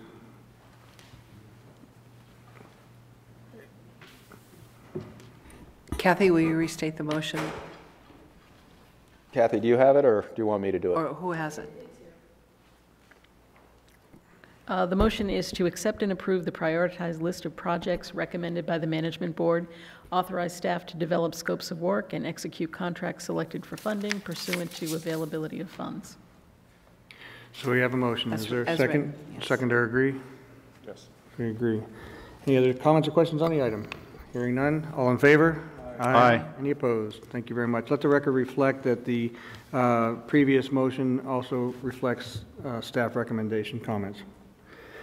All right. Okay, 3 more, and I'll do these quickly. Science and technology. The first one is developing a shoreline suitability model, phase 1. And this is actually modeling, how and where you would put projects in place. It's a 125-mile shoreline assessment along the Mosquito Lagoon and eastern shore of northern IRL. Linear transects every 100 feet. This is going to dovetail nicely with what has been done by the NERT team to the north. Ultimately needs to be extended throughout the whole lagoon, and so we see a high information value from UCF on this process that actually Fish and Game is involved in this, their DEP. We have a number of partners looking at how do you identify the best place to do some of this restoration. So this will answer some of those questions stretching south into northern IRL and Mosquito Lagoon. Next project is the efficacy of aeration as a complement, and this is not a replacement for muck dredging, but as a complement. You have heard a number of comments from citizens and others about, let's just aerate the water column and you'll see a reduction of muck. There are some studies out there that suggest that aeration may be a useful technology. That hasn't been done in the lagoon, and to be honest, it hasn't been done as an independent analysis by scientists. This is $120,000. It's a comprehensive study of how aeration changes kind of the dynamic process of nutrient delivery to the water column. This is going to be critically important for us to evaluate as we look forward to many, many more muck projects. Dr. John Treffery is the lead on this. No question, the leading muck authority probably in the nation, if not the world.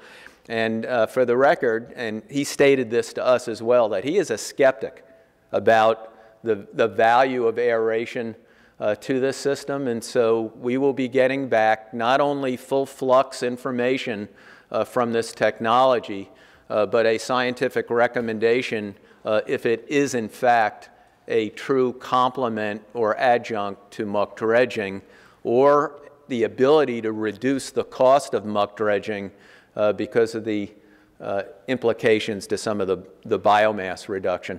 So a very important project, highly ranked, and technically probably as tight a response that we saw for methodology. Question? Yes. What's the match required on these projects? What's our match that we put out on this? Let me pull it up.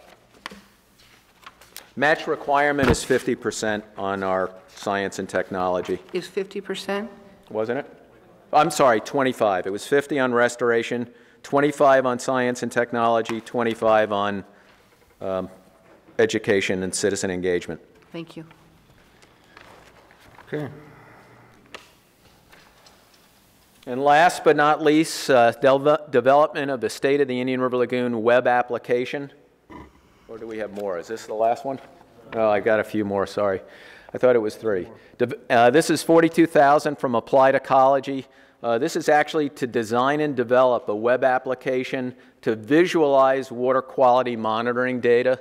One of the things that we are requested to do by EPA, but it's an issue that we've talked about a lot. How do you best communicate complex data sets in a visual way to general public? This will actually generate the software component of a web application that, when done, can be used by any of our partners, the counties, the cities. It will be on website, and so this will actually be the development of that web application and app. One of the things we discussed on this is making sure the data sets that are used in this app are from everybody. So we don't want this to be limited to one source data, but multiple source data. Next one, linking wildlife health to ecological factors. This one came from Hub SeaWorld Research Institute. The request was $66,000. One of the priorities that were mentioned on the nutrient reduction side was nutrient impacts to wildlife. This identifies 2 apex predators. Atlantic bottlenose dolphin, and Hubs are a noted expert in this field. They handle all of the northern marine mammal, at least cetacean strandings. The novel aspect of this will be one of the first looks ever at Indian River Lagoon otters and the impacts of water quality on both of those species. And so they'll be looking at assessing emerging diseases. They handle all the necropsy work with the state of Florida. FWC is involved in that as well. And we'll be coming back with some animal health implications from water quality. So that's the list of science and technology. And this next project was reviewed, so you can look at these together if you'd like, or individually. We had one respondent to the specific proposal funding from EPA for community resilience. This is a risk-based vulnerability assessment to climate change. We got an additional $25,000 from EPA. I'm happy to report that we have a commitment from EPA for a phase 2 to be looked at later of another 55,000, was it? So 55,000. So we're leveraging dollars when we can. This project will adhere strictly to the EPA methodology for community resilience planning. It'll begin looking first at risk assessment. Phase 2, should we decide to move forward, either with an RFP or with this firm, and that will be determined at the end of this phase 1, would look at actual adaptation strategies. The proposers, Randy Parkinson and Balmoral Group, have been actively involved in this, and in fact did the risk assessment for the city of Satellite Beach. So we have 3 science and technology engagement or technology projects for your consideration, Dwayne, you have and 4. 1 for community resilience. Dwayne, it looks like we have I'm 4. sorry, 4. I don't know why I've Science and got 3 Chair? in my mind here. Commissioner Fielding. If we may, please, we'll move the acceptance of science and technology suggestions by staff and the community resilience suggestion by staff.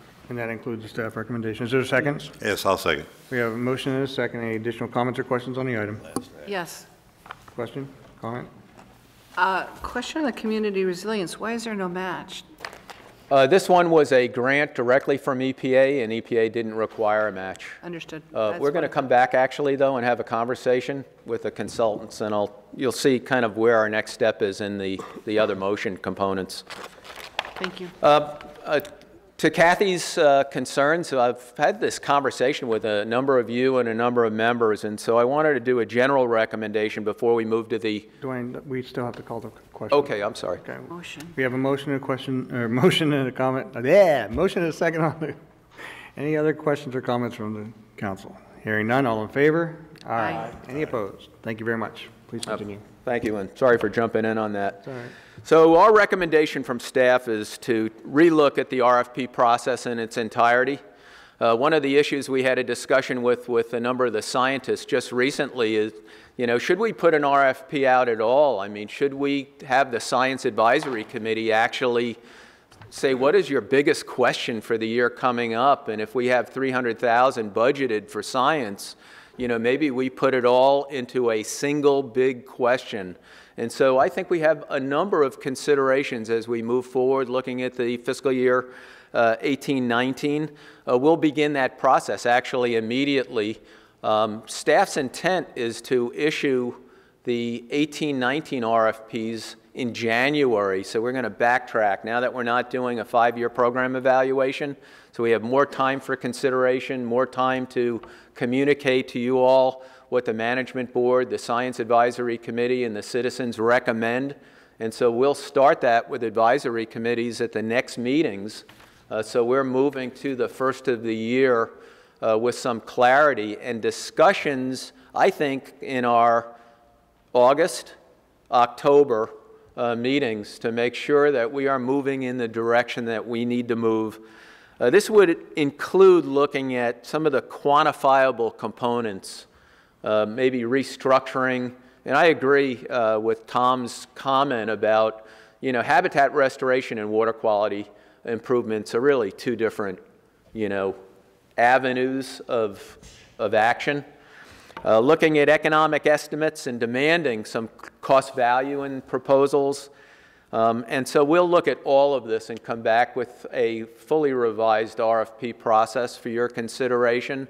One thing I do want to suggest, though, is that this process of change will intersect with a very important process, and that is the CCMP. And so the results of the Comprehensive Conservation Management Plan will identify those priorities, and so expect that we may be fine-tuning this process again once the CCMP is reviewed, ratified, and accepted. And so it's iterative, it's dynamic, and we get a chance to look at it every year and make it better. And that gives us an opportunity to direct staff. Is there a motion? Oh, I'm going to actually bring those to you in our recommended series of motions. So our actual motion was four-phased for you today on this item. First was accept and approve the prioritized list of projects recommended by Management Board, authorize staff to develop scopes of work, execute contracts for selected funding pursuant to available funds. You have already done that in each of these categories. And I want to make sure that our legal counsel is good.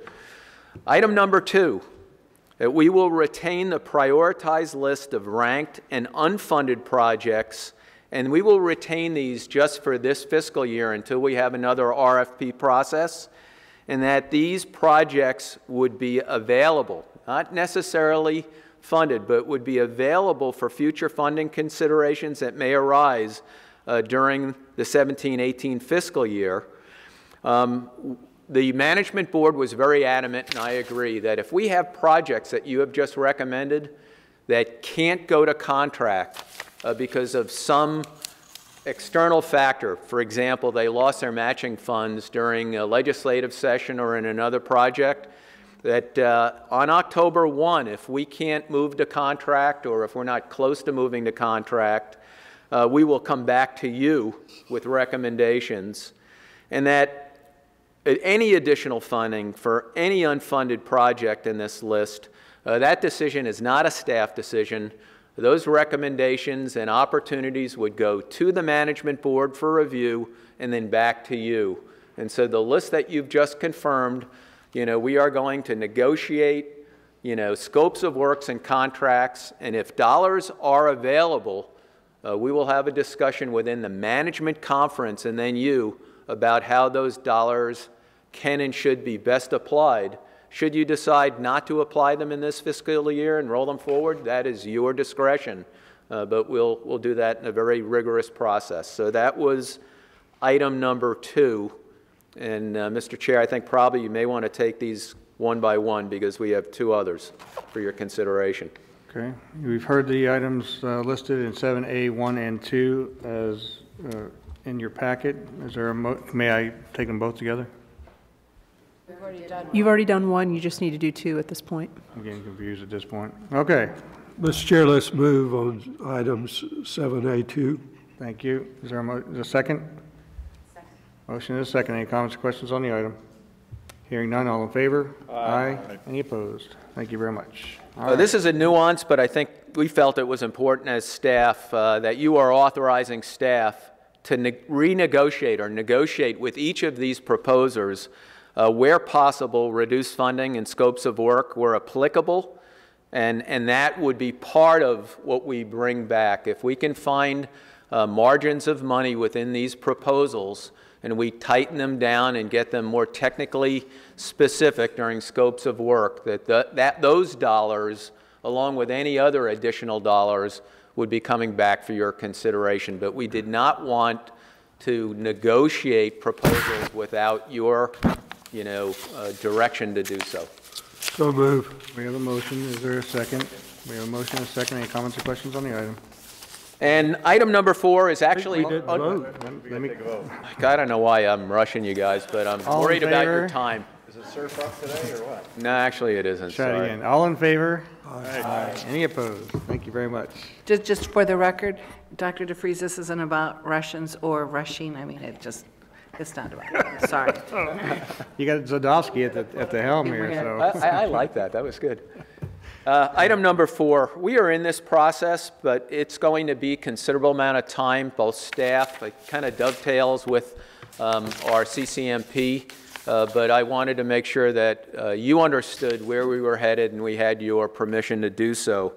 And so this last motion is to direct staff to assemble a comprehensive, as best we can, restoration project list that includes projects from a variety of sources, including the stormwater feasibility list you just saw, projects from 7A above. So the restoration projects we've looked at, me reaching out to the League of Cities and the 5 counties and individual cities that may not be part of the league to find out what they have for IRL projects within their 5-year CIPs, looking to the water management districts and DEP for maybe projects that have been in the loop, including, and this is important now that we know, there were a lot of legislative budget requests from local communities that were IRL specific that did not get consideration in the legislative process.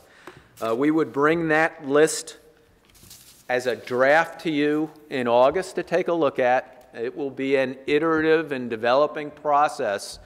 But here's why I'm asking for this. Number 1, it's going to drive from the project side some of our considerations within the CCMP and give us information about projects that are already on the table. In August and then in October, staff will be coming to you with questions about where do you want to be in the upcoming legislative session.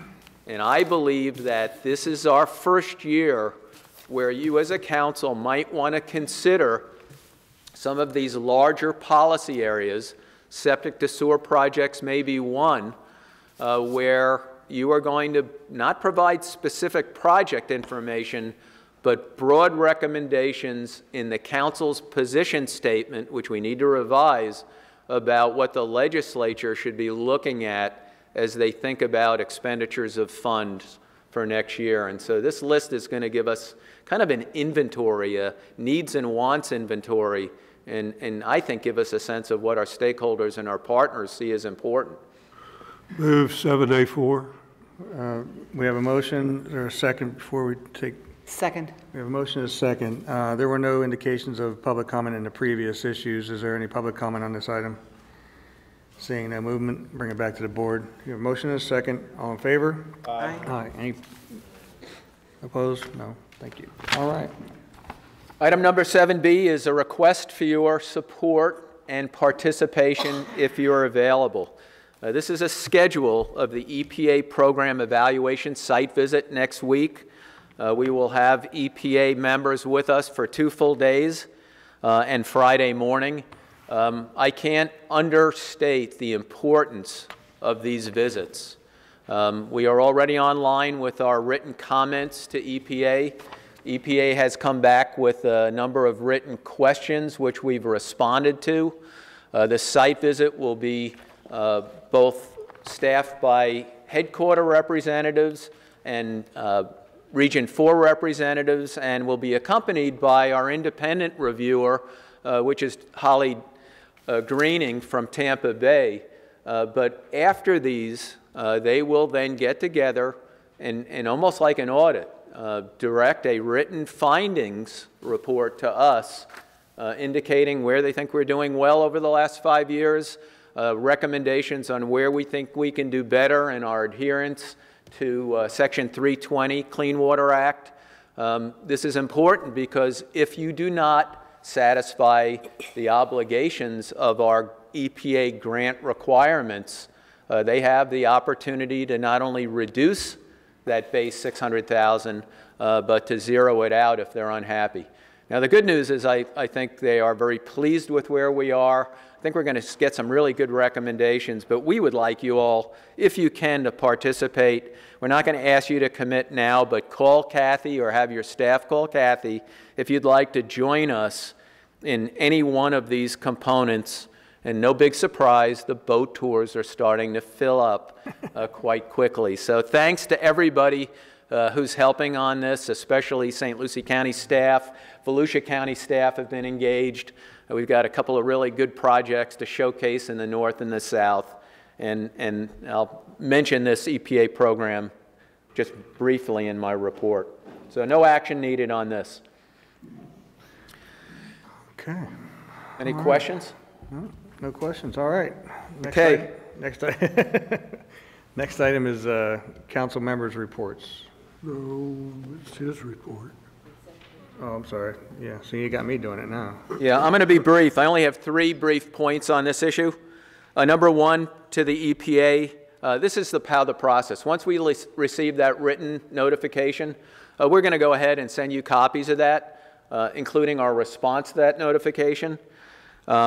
We are going to then make some recommendations to you all. If we have substantive findings that we need to address and correct, we will come to you through the management conference, and then make any adjustments as necessary. Second item is legislative update. I want to just give a quick update. At the state level, you all know what's been going on. I want to take this opportunity to publicly thank Senator Debbie Mayfield and her office. Very late in the budget game, I mean like the last hours of the last budget before it went to conference, the DEP $250,000 contribution was neither in the House nor the Senate budget, and I am not exaggerating this. Late after business hours, I had a phone call from Margaret Mitchell, literally as she was running, because she was out of breath, saying, I am running an amendment to the print office, which got us into conference. Unless something happened in the last 3 days, we were not vetoed, and we will see full funding from DEP as a line item. And there's no other news on that, is there, Tom? And so we owe the senator a lot of thanks for that effort, because it was 11th hour. On the federal level, quick update. You have a package in your briefing packs. It's that big document. I put a number of items in that document, but we were up in Washington, D.C. for a week. We strategically planned 5 different events on the same week with our partners. So we did the National Estuary Program Tech Transfer meetings, the Association of National Estuary Program Board meeting, the House Estuary Caucus meeting, and thanks to Congressman Bill Posey and many of our congressional reps, that was very well represented. Not just the meeting, but I had an opportunity to brief caucus members and staff at a luncheon. We had a reception for those House caucus members, and we also had the Space Coast Economic Development Commission up there at the same time, and we exchanged some of our meetings. So I attended their meetings with NOAA Fisheries and NOAA Habitat Restoration. Here's the good news. Last meeting, I showed you a letter from the House that had over 50 members requesting full appropriation for the National Estuary Program. Since our time up in Washington, the Senate has sent a similar letter to Senate Appropriations with 20 senators in signature. And a surprise, although a very happy surprise, is just recently, in the last several weeks, a letter has gone from the American Association of Port Authorities that expresses the same request: full funding and appropriation for the National Estuary Program and expedited funding of the reauthorized competitive grants program that we had in reauthorization a year ago. So the ports nationwide have sent a letter, which you have in your package. And so I will keep you apprised. I mean, there's still a lot of budget issues going on in Washington, but I believe we are going to be okay for the fiscal year 17-18 year, which begins October 1. Lots of uncertainty for fiscal year 18-19 as we move forward. And then lastly, I gave a presentation. I want to thank Kathy LaMartina and staff. Kathy and I both presented to the South Florida Water Management District Board yesterday on our progress. We were very favorably received. I think most of you know that the governor has made a new appointment to South Florida Water Management District in replacement of Kevin Powers. Staff will come back in August. I think it would be appropriate, in our next meeting in August, to embarrass Kevin appropriately for his time served on this council. And so we'll make sure that happens. But our new appointment, tentatively, is going to be Brandon Tucker. My understanding from Pete Antonacci is that for that formally to happen, the chair still has to make the appointment.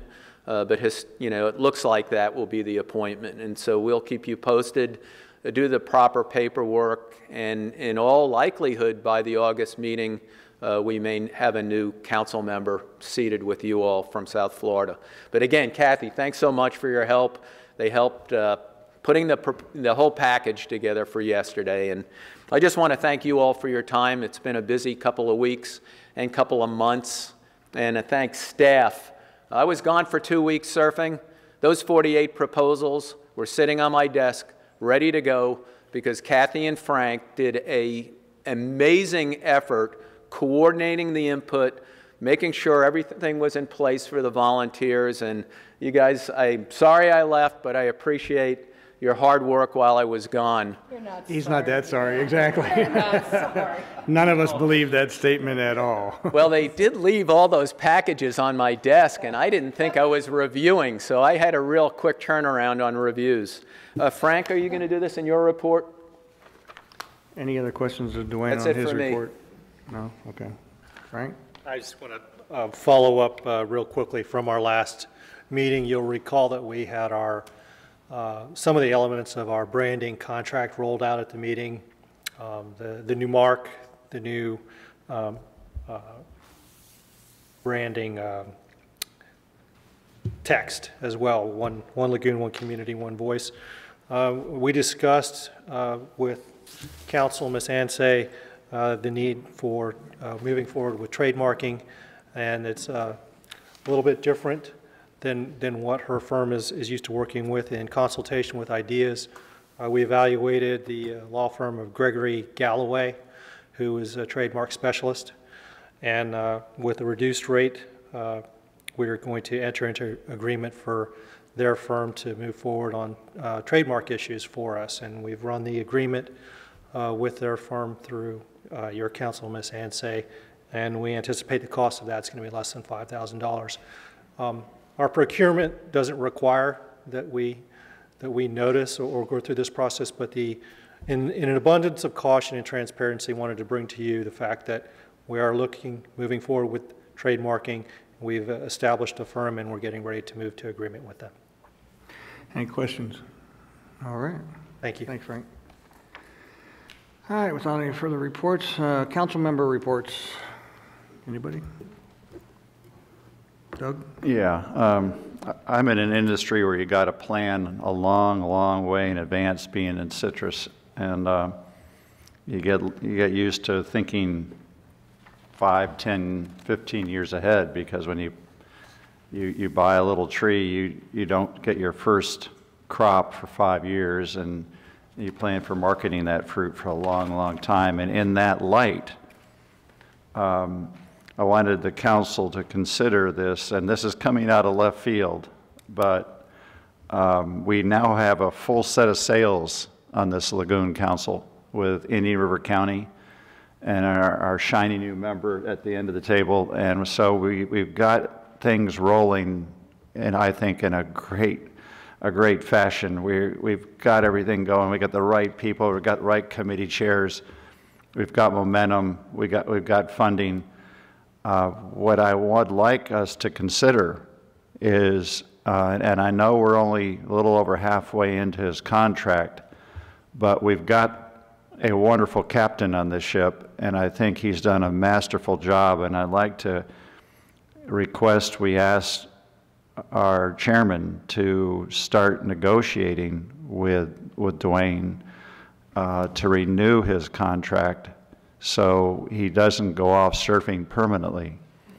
I want to put, flatten the tires on his Woody and steal the surfboards, but that wouldn't work. He'd buy new boards and another Woody. But I'd like for our chairman and vice chairman to consider working with Dwayne to keep him here for a long, long time. Okay.